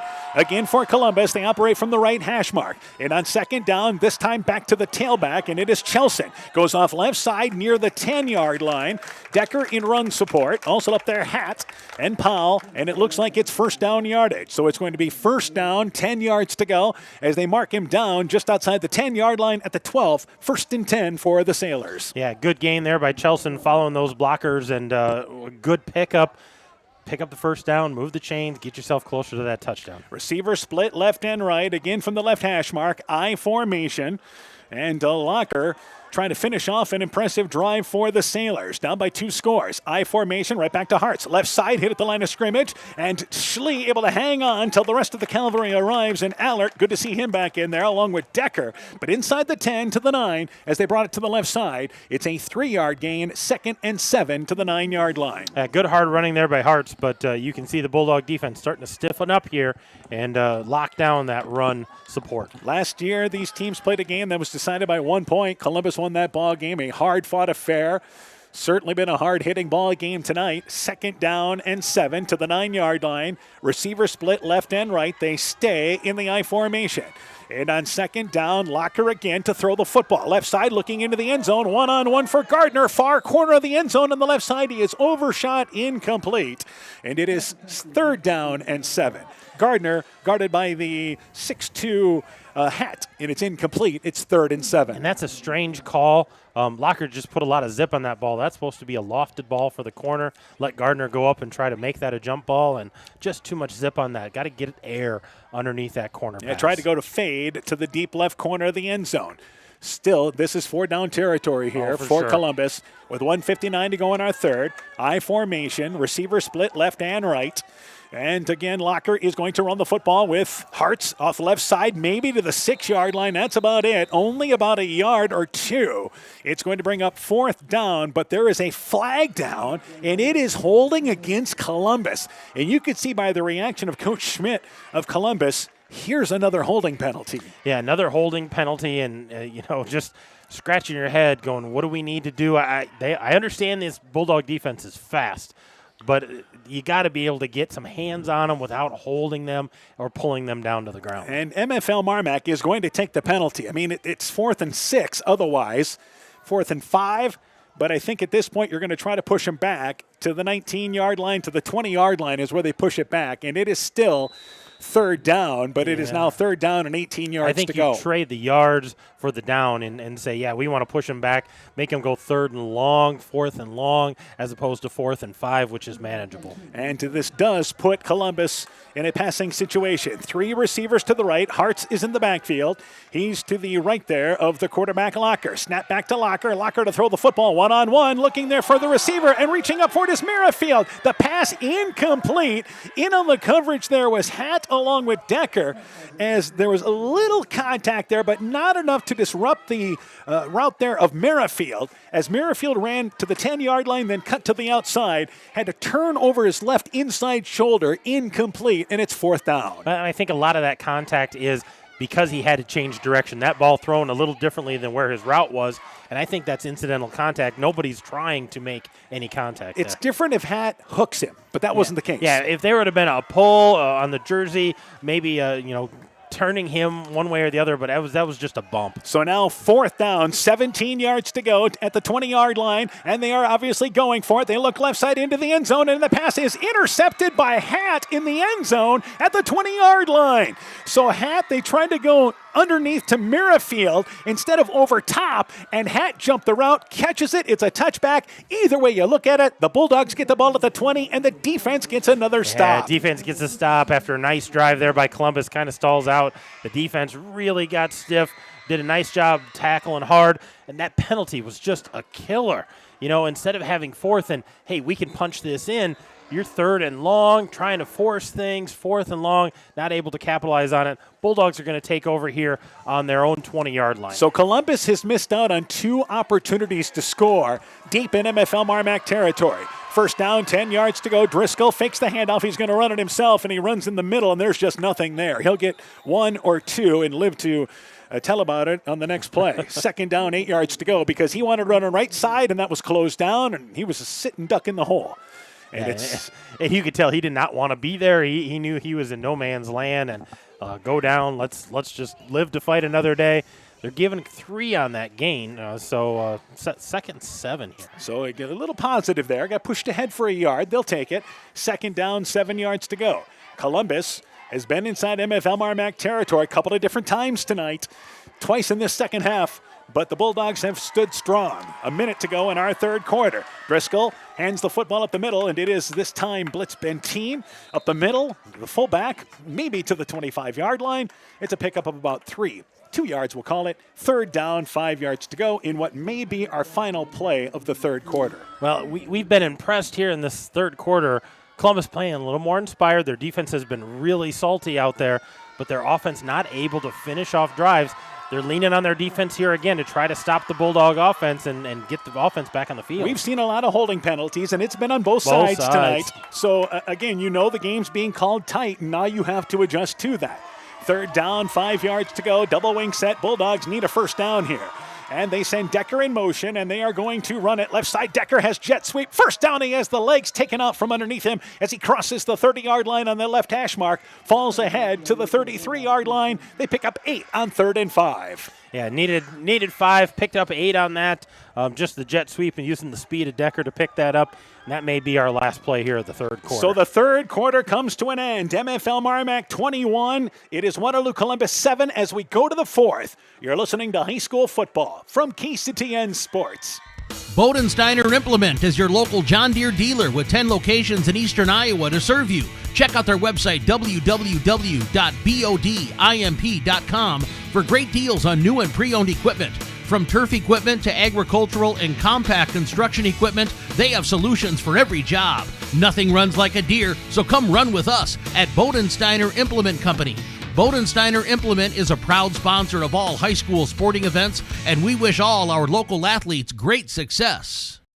Bulldog Football is brought to you in part by TJ's Pizza in Monona and Claremont, Myers Auto Service in Monona, Clayton County Recycling, the Lowena Savings Bank, member FDIC, Quillen's Quality Food, serving Northeast Iowa, Fisk Farm and Home in Monona, Cresco, and Decorah, and Bacon Concrete in Postville.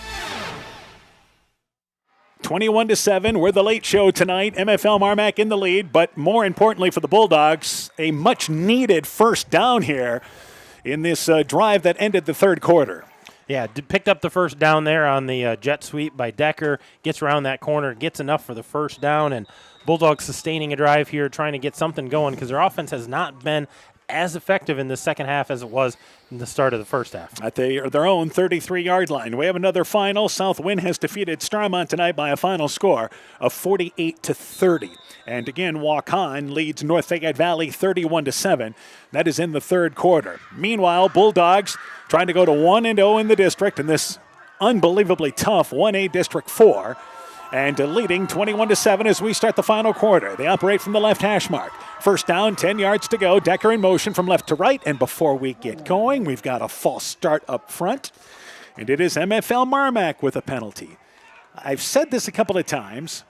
It's one thing to see these mistakes early in the season, but we're now to the midway point of the season. Yeah, we're midway and we're in district play, and these are the frustrations that coaches just have a hard time with. And I'm sure they'll run some of those mistakes out of them in practice next week. But for tonight, they got to try to fix this on the fly. So they go back to the 28-yard line on first down and 15 yards to go. MFL MarMac Hackett was going to come off the sideline late for a play, but I believe they're just going to keep the same setup here. Double wing set, Hack to receiver as a receiver to the left, and they send Decker in motion, and they are going to run it up the middle of Blitz Benteen, and there is nothing. Boy, good job by Columbus up front. There's Erie making the play, no gain. Second down, 15 yards to go. Blitz Benteen was really good, had a lot of good yards in the first half up the middle, but Columbus has taken that away in the second half. Yeah, he had 70 yards in that first half. He's only gained 2 netted yards in this second half. Kudos to the Columbus defense for slowing him down. And MFL MarMac, you kind of see here in this third quarter, leaning on the defense a lot, looking for something to build on here offensively yet. Yeah, still trying to figure out, what's our bread and butter, what can we go to when we absolutely need it. So second down, 15 yards to go, and Driscoll is going to throw the football. Rolling out right, now going to step up, looking long for McElwain. It's one-on-one, and coming back and knocking the ball away is Aiden Hush, the defender, on the right hash mark at the 36-yard line. A bit underthrown, but Driscoll got it down a mile. McElwain tried to come back, but a good job job by Hash, who didn't try to intercept it, just batted it away. Yeah. And it's 3rd and 14. And I think that play took a while to develop, and that's why Driscoll little underthrown because that was a little out of his range, but nice pass, and McElwain not able to get back to it in time. Nice defense by the Sailors here, forcing 3rd and 14. They've taken a couple of shots with McElwain deep in this ball game tonight. Haven't completed any of them, but that's when they're going deep there. It's been to McElwain. 3rd down, 14 yards to go. So Driscoll to throw the football again. Looking left side, looking one-on-one. He's trying to throw it to Hatt. It's a jump ball there. Incomplete, and here comes a flag. Hatt and Hash, who just made that play defensively, is called for holding the receiver. I don't know if the ball was catchable, but they're going to call pass interference on that contact. Yeah, they're going to call defensive holding on that, not letting Hatt get out, because they were way beyond the 10 yards or the 5 yards that they're allowed to work, and he was definitely in the way of the receiver, but they're going to talk about this pass being uncatchable. They call it pass interference. It's a 15-yard penalty, and remember, it was 3rd and 14. Yeah, that's in high school. penalty. It's not in high school. It's not an automatic first down. No, not an automatic here. So we're going to replay this down, and MFL MarMac has a much more manageable 3rd down here. All right, so it's 3rd down because Blitz Benteen actually lost yardage. It's 3rd down and actually 4 yards to go at the 39-yard line. So MFL MarMac here, much easier situation, 3rd and manageable now. 1 minute into our 3rd quarter, leading 21-7. And they run it right side with Powell. Powell has first down yardage at the 40, takes the legs out from underneath him. He goes to the 45-yard line, and it's first down, 10 yards to go. Number 25, Major Westhoff, with a major job on tackling. Went down low, and Powell comes up limping. That's a bit of a concern, but the good news is he starts to walk a little stronger heading towards the sideline, but he will check out here. Yeah, kind of got him ended there and must have landed on something funny. You can see he's still limping as he's going off the field, but concern definitely for the Bulldogs, but that penalty was a huge disadvantage there for the Sailors. Kept the drive alive for the Bulldogs. He didn't limp till he started to run on the sideline. So, but judging from the looks, I believe he's going to come back into this ball game. First down, 10 yards to go for the Bulldogs. Hard-fought yardage, and I think what happened is because of that low, the ankles is where he got hit with the legs taken out from underneath him. First down, 10 yards to go, and they're going to run it with number 21 into the ball game there, and Quinn McGee. McGee brings it right side, not much, as he brings it around right end. He replaced Powell across the 45 to the 46-yard line. McGee had a good game last week on some carries and picks up a couple of yards here. Second down, 8 yards to go. McGee has 8 carries, 85 yards. He's got a touchdown, so he knows how to carry the ball. He knows how to find pay dirt. Good substitution there. Hard fought a couple of yards there for McGee. The big thing is now MFL MarMac's up by 2 scores. So now you're talking about shortening up the game. Continue to run the football here. Keep the clock moving. Got a first down, so there goes another 2 minutes off the clock. But at some point, I think they would like a consistent drive that they really haven't had since early in the ball game. Second down, 8 yards to go. Inside 10 minutes left in the 4th. And Driscoll hands it up to Blitz Benteen. Makes a defender miss. Steamrolls his way inside Columbus territory. 45-yard line down to the 43-yard line. And Blitz Benteen with his best run of the second half. First and 10 for MFL MarMac. And there's that consistency, that hard run that you were talking about, looking for them to have some fire, much like the Columbus offense has had in the second half. The one thing Blitz Benteen does that you don't see a lot of fullbacks are lower the head, and we're just going to go forward. But you see that little stutter step move he has from time to time. A little slide step, shed those defenders before they get a chance to get their hands on him. So first down, 10 yards to go to the 41-yard line. Radloff is in as a wingback now. And MFL MarMac inside Columbus territory. First time the second half, by the way. First down, 10 yards to go. Decker in motion. Gets it on the jet sweep. Right side trying to get to the far corner. He does. Inside the 40-yard line. Takes a hit. Dropped at the 39-yard line. Ran the wide side of the field. Picked up forward yardage. It's a 3-yard gain. Second down and 7 yards to go. And I think the only thing wrong with that play, Decker goes out of bounds to stop the clock. They want that clock running. They want to shorten up this game. And it's second down and 7 yards to go. Yeah, he felt he could get around that last corner, maybe get down the sidelines there, but Columbus used that sideline to force him out of bounds. Second down, 7 yards to go. Hackett is a receiver to the left. And still Powell not in there for MFL MarMac. Second down, 7 yards to go, and they are going to run it up the middle. Blitz Benteen. There's that stutter step move. First down yardage, breaks to the outside, and now he's racing inside the 20, 10, stumbles ahead to the 2-yard line. A touchdown saving trip up by Parker Chelson, the linebacker. But Blitz Benteen, we were just talking about that 2-step dance move. bust to the left side, 38-yard run, and it's first and goal for the Bulldogs. Yeah, and that's the one we were talking about. That little sidestep just to get away from them, a little shimmy, got away from it, and here's Powell coming back into the ballgame. So short situation, first down and goal, inside 9 minutes to go. And MFL MarMac, best drive of the night. Yeah, exactly. This has been a sustained drive. Knocking on the door again here. They're looking to punch this in, put this game out of reach. North Fayette Valley has scored, but Waukon leads North Fayette Valley 38-15. Meanwhile, first and goal from the 3-yard line. Decker goes in motion, and they hand the football off to Blitz Benteen, the fullback, and he's a couple of yards ahead, maybe to the 1-yard line as he tried to go left side. He could not get that stutter step in that time, but still moved it to the 1-yard line, and it's second and goal. And we've got a sailor down here, so we're going to have an injury timeout. They're going to bring some trainers out to take a look at We him. have a cramping issue, it appears, for one of the linemen up front for Waterloo Columbus. So it was a quick fullback dive to the left side, and they moved it. They marked him down at the 3, so they moved it down to the 1, and it's second down and a yard to go. An injury timeout, Bulldogs knocking, leading 21-7. Let's take this break. Hi, this is Cody from Torkelson Motors in Elgin and Waukon. At Torkelson Motors, we believe that student involvement in activities is a great way to help grow our communities, and we are proud to help sponsor this game for your enjoyment. We've been serving Northeast Iowa since 1926 and appreciate the business that our customers have given us and the support they provide to our area schools and communities. So the next time you are in need of a new or used vehicle or a repair, stop into Torkelson Motors. We've been selling cars the old-fashioned way with a friendly smile and a handshake right here next door in Elgin and Waukon. Your local Touchstone Energy Cooperative is asking members to do the summer shift. No, it's not a new dance. Simply reduce your electricity use between the hours of 11 a.m. and 7 p.m. on weekdays. That's when power costs the most. So turn up the thermostat, delay the dishwasher, shift the start of laundry, and you can help keep electricity rates affordable. This summer savings message is brought to you by your local Touchstone Energy Cooperative. Alameda Clayton Electric Cooperative.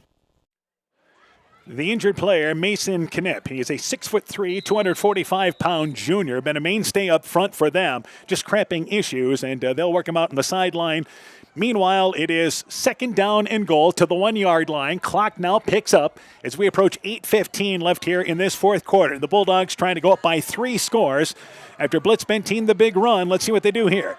And it is once again Driscoll with him under center. Quarterback sneak. He brings it to the right side, reaches ahead for the touchdown. Driscoll's second quarterback sneak and his second touchdown of the game. 27-7. The Bulldogs with their best drive of the second half in control. Yeah, nice drive, nice sustained drive. Aided a little bit by that defensive holding on that pass play, but able to pick up those first downs, keep the ball moving, and Blitz Benteen almost able to break that long touchdown. Driscoll punches it in here for his second touchdown. So now Jones, the left-footed kicker, to try to add the PAT. Spot is down by Driscoll. Kick is up, but it's way off to the right. It's high enough. It's long enough, but it is no good. So with 8:01 left here in the fourth, MFL MarMac 21, Columbus 7. Let's take this break. When making up a to-do list, don't forget to include servicing your car at Edie's AC Delco Service Center in Garnavillo. Your car should have the best care, and Edie's will make sure of it. Stop in or call 964-2186 to make an appointment. Tires worn out? Well, Edie's can replace them. Need a tow? Call Edie's at 964-2186. Kay, Lynn, and Todd invite you to stop by and fill your car's tank with fuel at Edie's AC Delco Service Center in Garnavillo. Edie's open 7 a.m. Mondays through Saturdays. Bulldog Football is brought to you in part by Community Insurance of Iowa, Hometown Agency Monona, Auto, Home Business, Crop Farm and Life, Smithy's Oil and Tire in Monona, Garden View Place in Monona, Ethan Kane Construction. If it don't drain, call Ethan Kane. T&K Cahoon, your Napa dealer in Monona, St. Olaf Ag Sales and Service, Grow Logs and Lumber in Elkader, Timber is a Crop, Harvest Wisely, Meyer Collision and Service Center in Gothenburg, and LTI & Sons Water Conditioning, your Connecticut dealer in Postville. MFL MarMac now leading 27-7. Driscoll the 1-yard plunge. Jones to launch it away. Kicks it left side, and it's picked up there by Chelson on the far sideline. Trying to bring it to the wide side of the field now to the 20-yard line, 30-yard line. Gets to the corner, 35-yard line, and he brings it up the near sideline. Push out of bounds at the 45-yard line. And we have a flag on the backside of that play as they bring it inside the 45-yard line. Nice return there by Chelson, rather, but I believe it's another penalty against the Sailors. And you talk about good returns. Chelson's been doing a nice job returning it for him, and we've got another holding call here against the Sailors on this return. So instead, and this has happened now 3 times on returns for them. Yeah, 3 times on returns, once on a punt, and it's got to be frustrating because they get nice field position, and then they back it up 10 yards from when they finished. So at the 40-yard line is where that penalty was thrown, and it goes back to the 30-yard line. So you had holding is the penalty there against Columbus. And again, our officiating, it's been, we've seen a lot of flags tonight, but it's been consistent throughout. It's been consistent. They've been seeing something on that, and they've been throwing the flag. There hasn't been a question of that at all. And also MFL MarMac has some holding plays on running plays. Both sides. First down, 10 yards to go at their own 30-yard line. So Columbus down by 3 scores now here, and only 7:52 to work with here in the fourth quarter. And that will make them a little more one-dimensional. Locker swings it out of the backfield. Left side play. It's caught there by Chelson. Chelson brings it across the 35-yard line, tackled down in bounds. Picks up 6 yards, but again, Columbus is going to need to break some big plays here, and they just swing it out to the left. They do pick up good yardage on first down. Yeah, nice gain there, but they need big yards in a short amount of time, and they got to try to punch this in as quickly as they can. Locker has continued to grow in his first year as a starting quarterback. You see so many of the similarities between Locker and Driscoll. You see the ability they have continuing to grow as quarterbacks. Being able to throw downfield and, different types of passes, but still some growing pains there for both of them. Second down, 5 yards to go. 2 receivers to the right and snapping back to Locker. Looks right side. It is caught sit down route by Reed. Reed at the 42-yard line, right on the right hash mark, dropped right there, but it's first down yardage. Rattleoff and a host of other Bulldogs join in, and they pick up 7 yards on that. Bulldogs will be content to give up everything short. 7:02, clock will pick up after they move the chains, but first and 10 for Columbus. Yeah, those underneath routes are going to be there. They're going to have to be quick passes, which Lockhart's been throwing the ball nice and fast, getting out and finding his routes and hitting those receivers where they're at. But MFL's going to give up those underneath things. They're not going to give much downfield. First down, 10 yards to go from the right hash mark. 2 receivers to the right, and they snap it again to Locker. Locker to the football, looking long, and he's looking for Merrifield, and he's overshot down the right hash mark at the 20-yard line. Rattleoff dives for it at the 15. It's well past him. Incomplete. Second and 10. And Columbus is going to need to land one of those 2. One of those big ones. And they've been trying to get it downfield. Just not able to land any of them this point. Second down, 10 yards to go. Decker back there in the secondary as well. So you've got good speed back there along with Rattleoff. As everything is going to be challenged. If they try to throw it deep, you're going to have Decker playing deep in the free safety spot there as the center fielder on that defense. Yeah, he's just going to float to the ball wherever it's at right now and try to knock it down. Second down, 10 yards to go. 2 receivers to the left, and they are going to run it this time. And the handoff to Chelson brings it right side. 45-yard line, tackled by Kane down the line. At the 46-yard line, they bring it right side. 47-yard line is where they spot it, and it's a 6-yard pickup on the run around right end for Columbus. But again, you give up 5 or 6 yards if you're MFL MarMac, and the clock winds inside 6:15 and counting by the time Columbus gets back to the huddle. Yeah, that clock is not their friend right now, but looking to sustain a drive and capitalize with a touchdown any way that they can right now, trying to get back into this ballgame. MFL MarMac, schedule-wise, goes to Sumner Fred, and that is a nice Sumner Fred team. Emerging Sumner Fred team is probably a better way to put it. Third down, 5 yards to go. They snap it back there to Locker. Locker being brushed there by Kane, and Kane brings him down. He was stumbling backwards, backpedaling, and it goes all the way back to the 28-yard line. Huge sack by Tristan Kane, who shot through. He's low to the ground there, uses that wrestling stance. They bring it all the way back to the 34-yard line for the forward progress. Still a big loss on 3rd and long. Yeah, 14-yard loss there, and that's not what Columbus wanted here. They're going to have to punt this away. They're a little too far behind the sticks. So Kane was able to just chase him down and basically stumbled into that sack that time. He was going to get him, but it made it easier there as the legs for Locker just couldn't keep backpedaling as fast as Kane was coming. Yeah, that backpedal, if he could have sidestepped that, maybe give him some time. It also forces now Columbus to launch the football away with Steele. They'll have to punt it. Decker fields it at the 31-yard line. Then brings it right side. Decker makes a defender miss at the 35-yard line on the far side. Gets out near to the 38-yard line. 6-yard return. 5:02 to go. go, and MFL MarMac leads by a score of 27-7 in this district opener tonight. And I would expect MFL MarMac a lot of ground game here, run the ball, keep the clock moving, stay in bounds, shorten this game up, keep the ball out of Columbus's hands. At their own 36-yard line, if you're MFL MarMac, run some clock here, 27-7. I don't think you're in danger at this point. I know there's some things you probably still want to work on. But there is. I'm sure there's some sets that they want to work on, but I don't expect, to see Powell out there if he's still limping around with that. But never mind, he is. Maybe some chance to get some guys some rest here with a big game next week. First down, 10 yards to go. Powell at a wing back spot. Double wing set. First down, 10 yards to go. He goes in motion. They hand it off right side. He's just fine. And he brings it across the 40-yard line. Right hash mark. Stayed right on that. Picks up 3 yards. Second down, 7 yards to go. If you remember, MFL MarMac lost this district opener a season ago and then had to play all uphill. But they got themselves into a ball game late in the season against Beckman where they still actually had a chance to win the district championship. Instead, they ended up the 3 seed. They lost that ball game. Columbus is a team that is going to be in the mix for the postseason here, and their schedule, Cascade and Beckman, back-to-back weeks here, but we mentioned they close out 4 games at home. Yeah, they're at home, so this is a road test for them, and they're going to come up a little short tonight, but they get to play a lot of ball at home to finish the year. Second down, 8 yards to go, and we have a new back in at fullback there. Is that Kane at fullback? And it is, Tristan Kane. So Kane's in at fullback, brings it back to the original line of scrimmage, go inside 4 minutes and counting. We'll try to get you a final on the Beckman Cascade game. At last report, it was 14-7, but we should have a final by now. But we are still not getting any word yet. That was in the fourth quarter. Cascade led that ball game. So hopefully we get you a final there. That's obviously, everybody has said the top 4 teams in this district, MFL MarMac, Cascade, Columbus, Beckman. But Sumner Fred says, hey, we're a pretty good ball club too. We're on our way, folks. Third down, 7 yards to go. Bulldogs will let the play clock get down to 2 seconds. And now a fumbled exchange as it was going to go to Decker on the jet sweep. He fumbles it. Actually, the exchange was fumbled. And it goes back to the 31-yard line. But the Bulldogs, they avoid a big turnover. They fall down on it.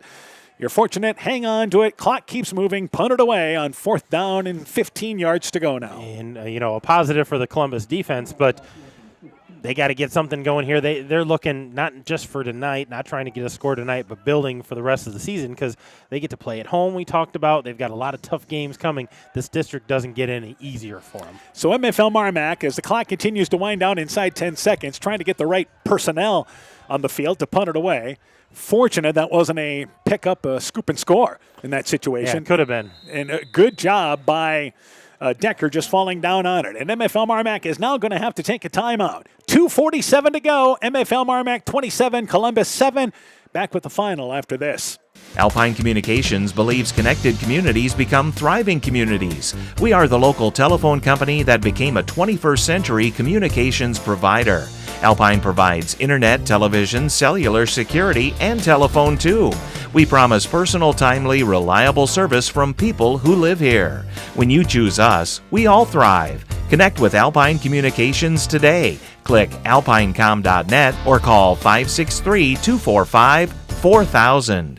Hey, Justin Birdnow here from Birdnow Chevrolet in Monona. I want to take a moment to wish all the local athletes good luck during their game.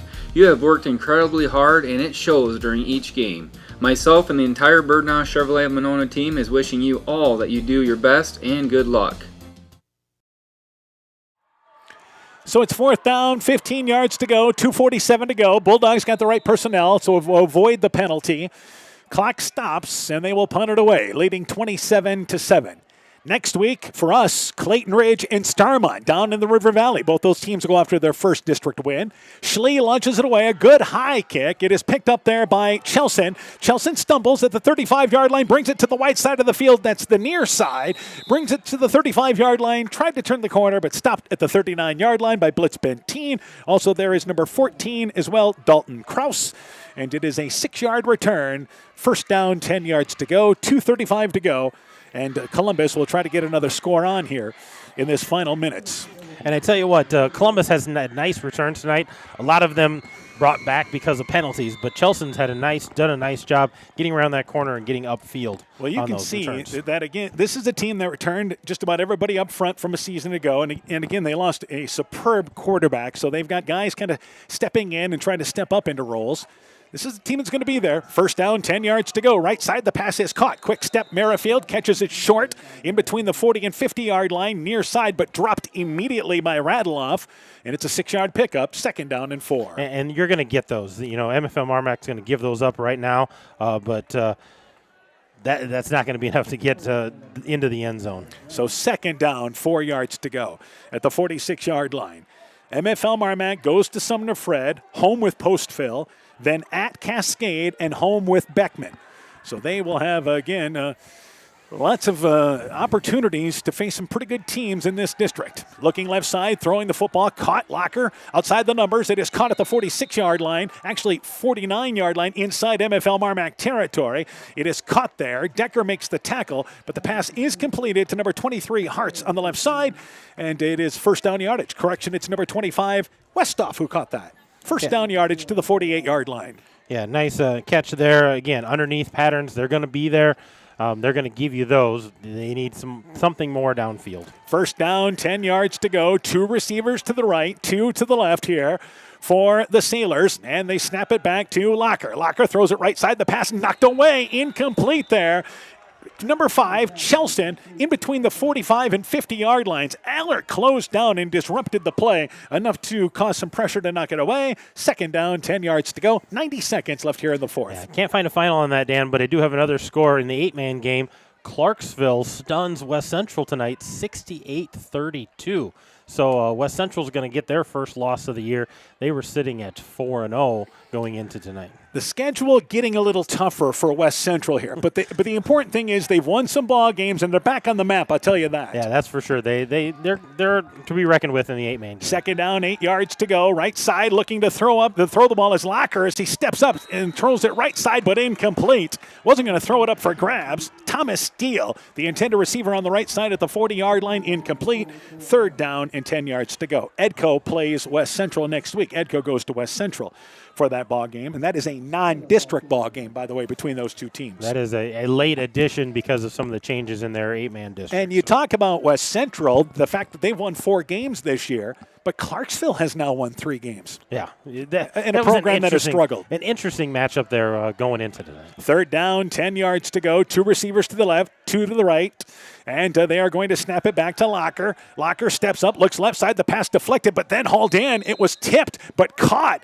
It again wobbled as they got by the first line of the defense. Caught by number 6 in Merrifield. I believe the inside linebacker there may have been Schlee. Deflected that ball, but it's still caught to the 37-yard line. An 11-yard pickup, first down yardage. Yeah, nice gain there, 11 yards. Again, moving the sticks, getting downfield.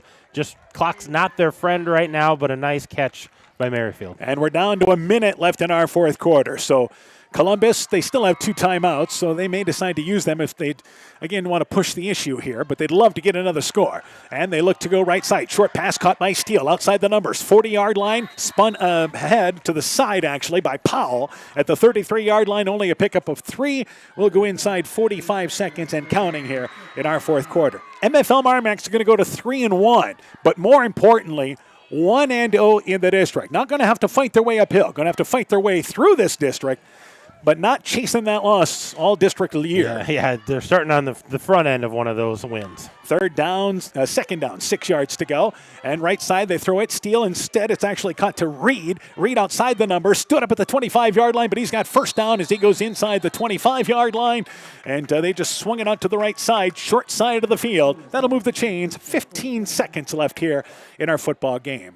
And it looks like Columbus will get a couple of plays here, and they are now going to take a timeout. Yeah, that kind of changes. And you like this. I mean, you want to score here. Yeah, they want to put some points on the board, that's for sure. So they're going to take timeout, try to get this in. And you always look at points, believe it or not, with the 17-point stuff that we've got. You always kind of look to see how that can play. District is, it might come down to points, tiebreaker as far as seeding, as far as hosting, depending on how this district shakes out. So a smart move here by Columbus. MFL MarMac defensively tonight.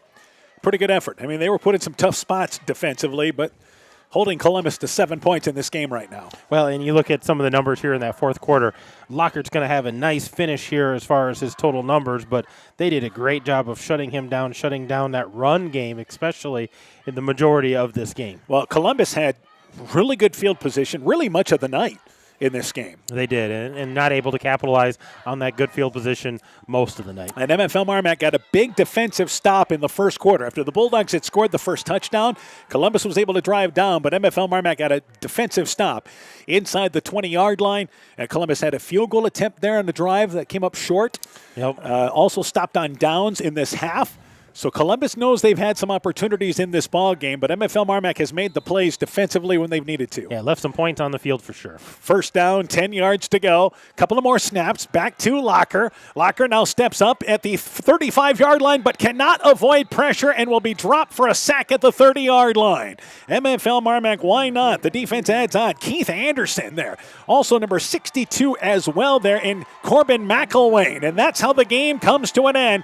Columbus will not get off another snap. MFL MarMac, a great defensive effort, holding Columbus to a single touchdown in this ball game. And MFL MarMac wins their district opener by a final score of 27-7 with the win. MFL MarMac now 3-1, 1-0 in the district. And once again, Columbus falls to 1-3, 0-1 in the district. We'll take a break. When we return, game stats, coaching interviews, your post-game show is coming up. You're listening to high school football from KCTN Sports. Being good at life means getting your finances together so you can focus on the moments that matter most. With over 175 years of expertise, New York Life Insurance Company provides you with benefits you can enjoy while you're, living. So give your local agents Andrew Reimer or Troy Springer of Guttenberg or Bill Garms in Monona a call. You can reach Andy and Troy at 563-252-2471 or Bill at 563-880-5530. They can help you and your family be good at life. Epic Wear. Get personalized clothing for your school, your team, family, friends, business, or any event. Epic Wear has a huge range of customizable apparel, trophies, and awards, and they offer free design help or design your own apparel at getepicwear.com. And you can even set up a free web store for your fundraiser. Make sure to check out the selection of Bulldog Spirit Wear and Iowa-themed items at the Monona location. Epic Wear, located in downtown Monona and Waukon. Call 563-539-2300 to place your order today. Elkader Tax and Bookkeeping are proud supporters of all of our local high school sports teams.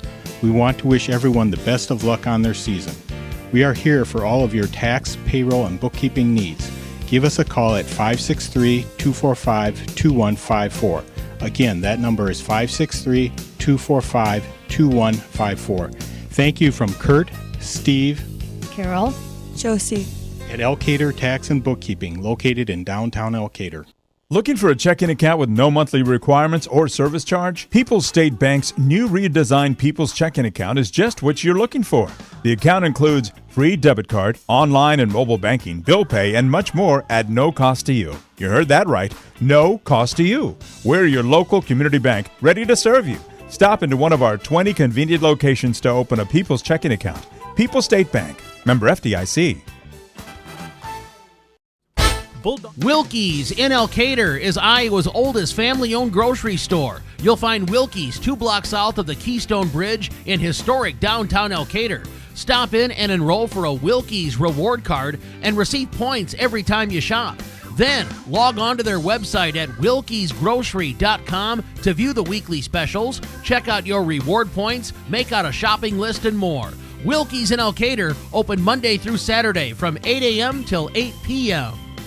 While out and about, don't find yourself stuck at the side of the road. At Edgewood Auto and Tire, our trained technicians work on all autos, trucks, semis, and heavy duties. We offer premier alignment service and DOT inspections and carry all major lines of tires. Call or ask about our current tire rebates. If you're in a bind and need a tow, give Edgewood Auto and Tire a call at 563-928-7333. Available 24 hours a day, 7 days a week. We offer a mobile tire repair service to get you back up and going, either on your farm or on the road. Broadband is more important and versatile than ever, and you no longer need a home phone to utilize Neat's fiber broadband service. Freedom plans are now available to all subscribers on Neat's fiber network in and around Farmersburg, Luena, Monona, Postville, and St. Olaf.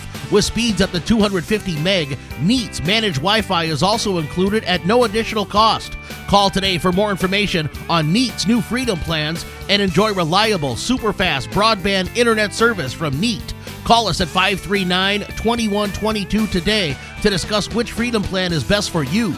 Neat, connecting you now. Bulldog Football is brought to you in part by Vorwald Enterprises, Inc. in Monona, Canocro Floor Covering in Monona, Ashbecker Building Supplies in Rossville, M's Machine and Manufacturing in Monona, Rise and Shine Nutrition on West Bridge Street in Elkader, Norby's Farm Fleet in Northeast Iowa, Guttenberg Municipal Hospital and Clinic. Check out career opportunities at guttenberghospital.org. RGK Portable Building, serving Northeast Iowa and Southwest Wisconsin, and Furniture Showcase in Olwine, lighting, showroom, flooring, furniture, and window treatments. Welcome back to Monona. MFL MarMac wins 27-7. Cascade has defeated Beckman tonight 14-13. Beckman scored and went at the end of regulation and went for two. Came up a point short. It is Cascade beating number 3 Beckman tonight by a final score of 14-13. Also in this district tonight, Sumner Fred victorious over Postville 66-0. So things take shape here, and MFL MarMac beating Columbus in this opener by a final score of 27-7. We're joined by Coach Aaron Hammond. Let's go through the individual totals, and let's start with MFL MarMac. And actually, I'm going to hold you on that. We're going to hold that as Coach Schmidt's coming up here. So I know you got excited to start there, but Coach Schmidt, they've got a ways to travel. Let's talk with Coach Schmidt first here.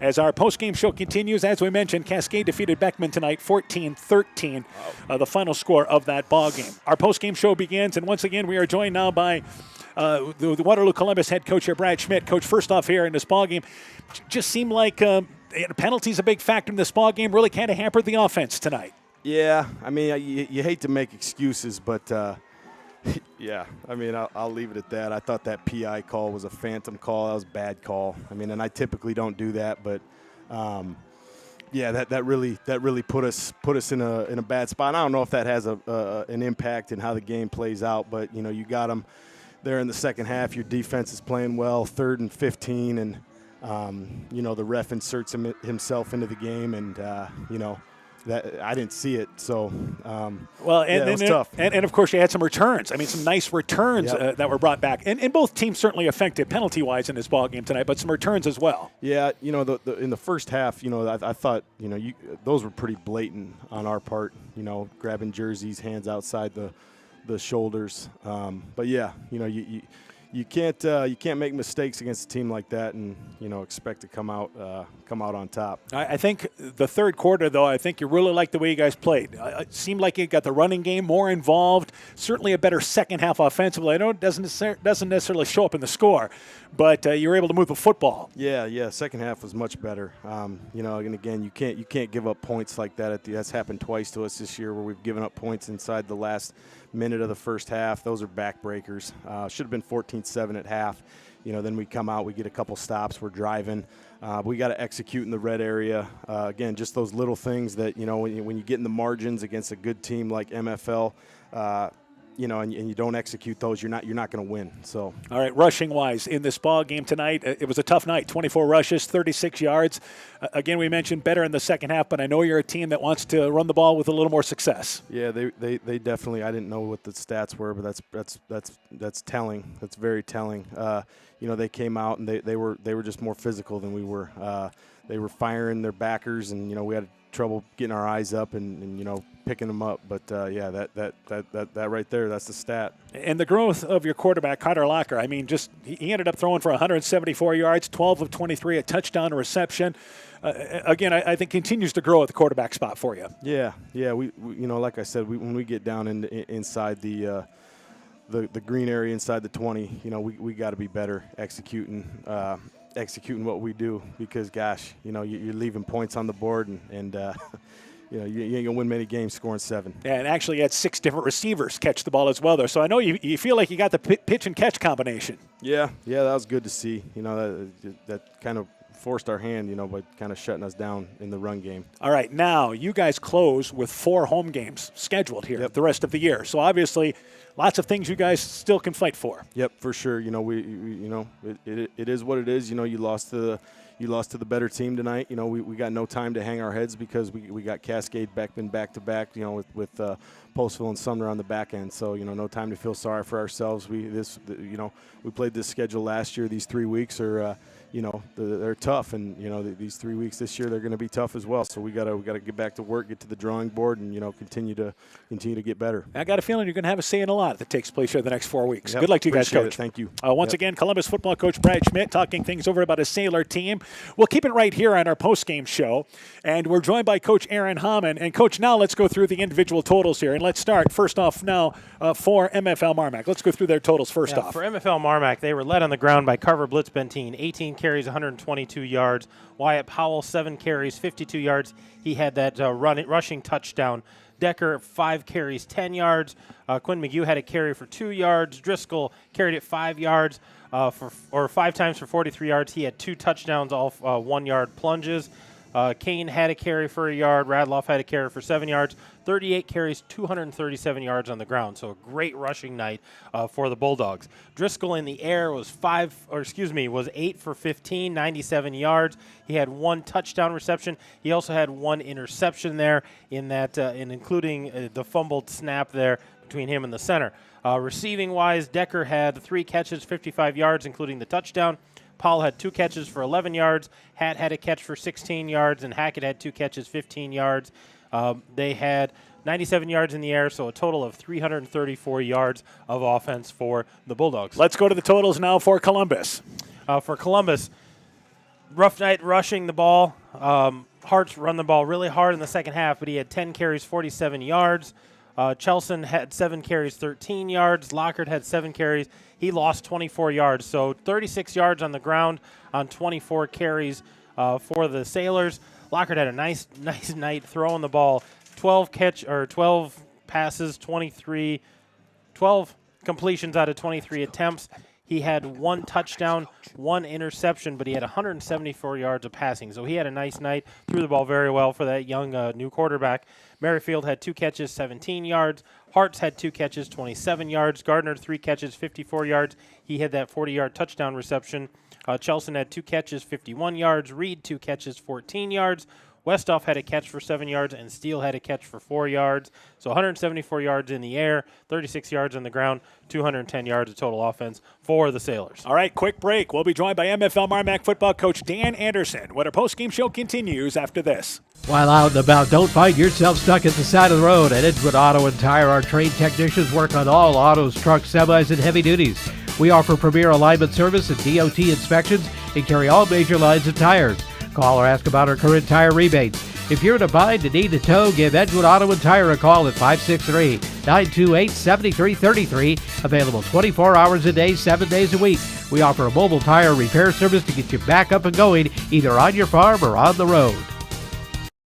Bulldog Football is brought to you in part by Thompson Construction and Monona Overhead Door. Sincerely yours, Interiors by K in Monona. Bruins and James Insurance, your Grinnell Mutual agent in Monona. Dean Family Chiropractic in Claremont. Farmer Savings Bank of Colesburg, Elkport Garber, Strawberry Point, and Arlington. Member FDIC. Culligan Water Conditioning in Elkader. Car Auto Group. Online at karautogroup.com. And Rivals Inc. Custom gear, screen printing, embroidery, and online shopping at rivalsinc.com. Welcome back once again here to Monona. MFL MarMac victorious tonight by a final score of 27-7. We're joined by Bulldog football coach Dan Anderson. Coach, first off, let's talk about defensively tonight.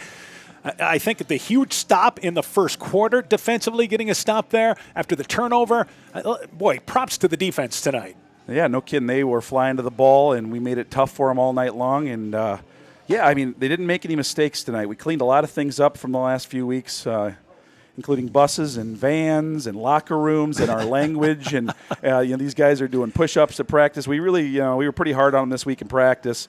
You know, because we have the potential to be a really good football team, but playing some good teams like Osage and New Hampton, that we're battle tested, and that's why we played those teams. And defense was lights out tonight. They pass run, they made it really tough. I don't know how many yards they had running the ball, but they couldn't have had too many. I don't 24 rushes, 36 yards. Yeah, that's pretty good defense against a good football team like Waterloo Columbus, who these guys were district runners up last year in our district, and they got some big physical linemen. They got some really good football players on that team.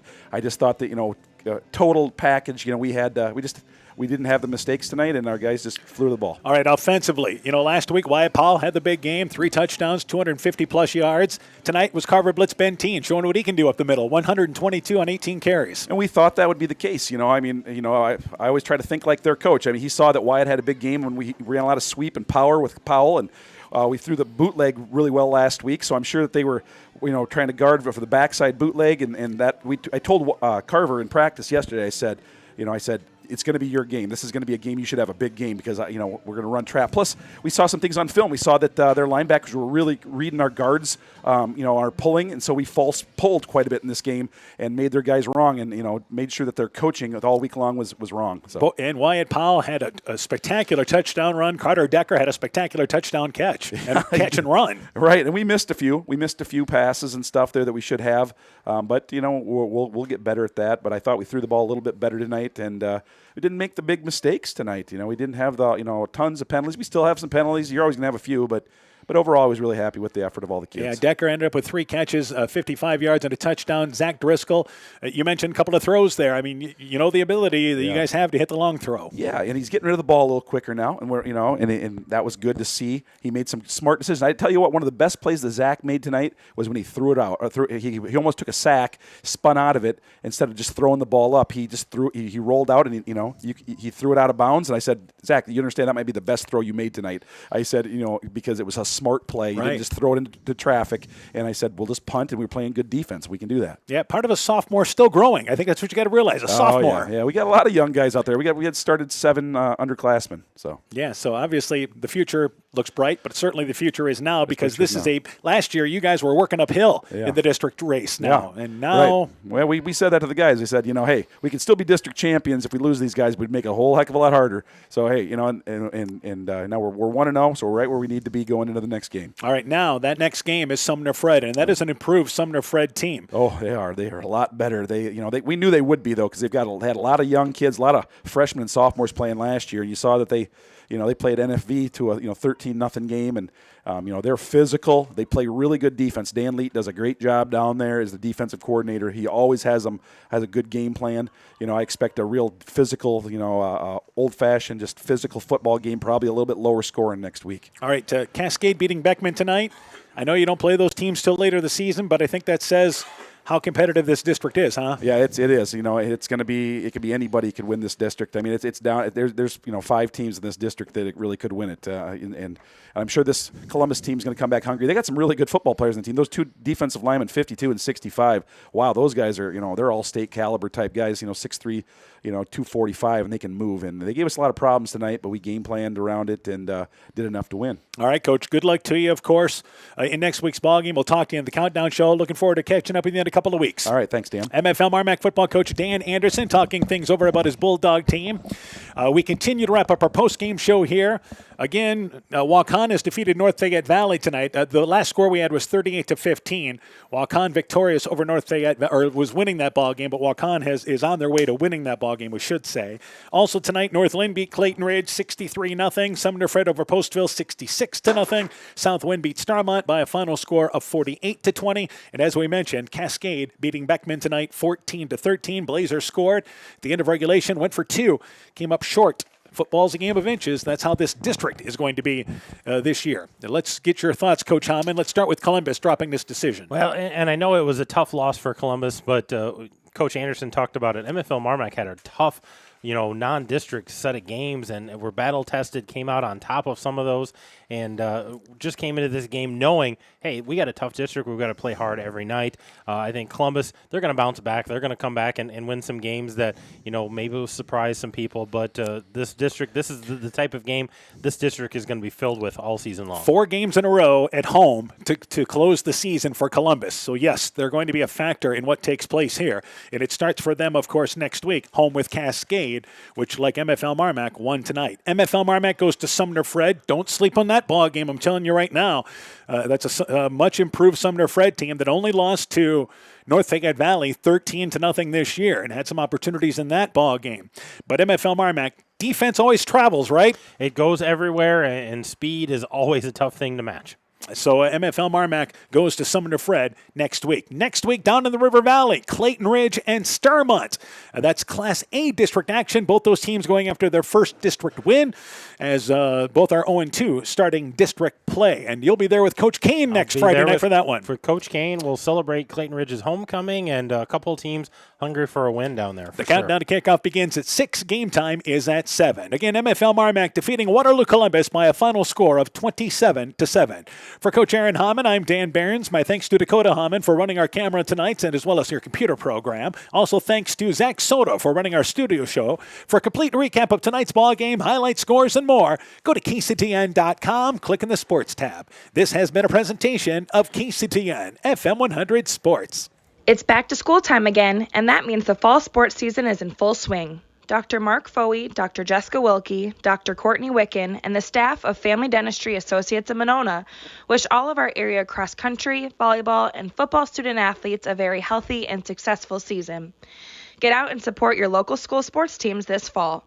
Family Dentistry of Monona, where health-changing smiles are created.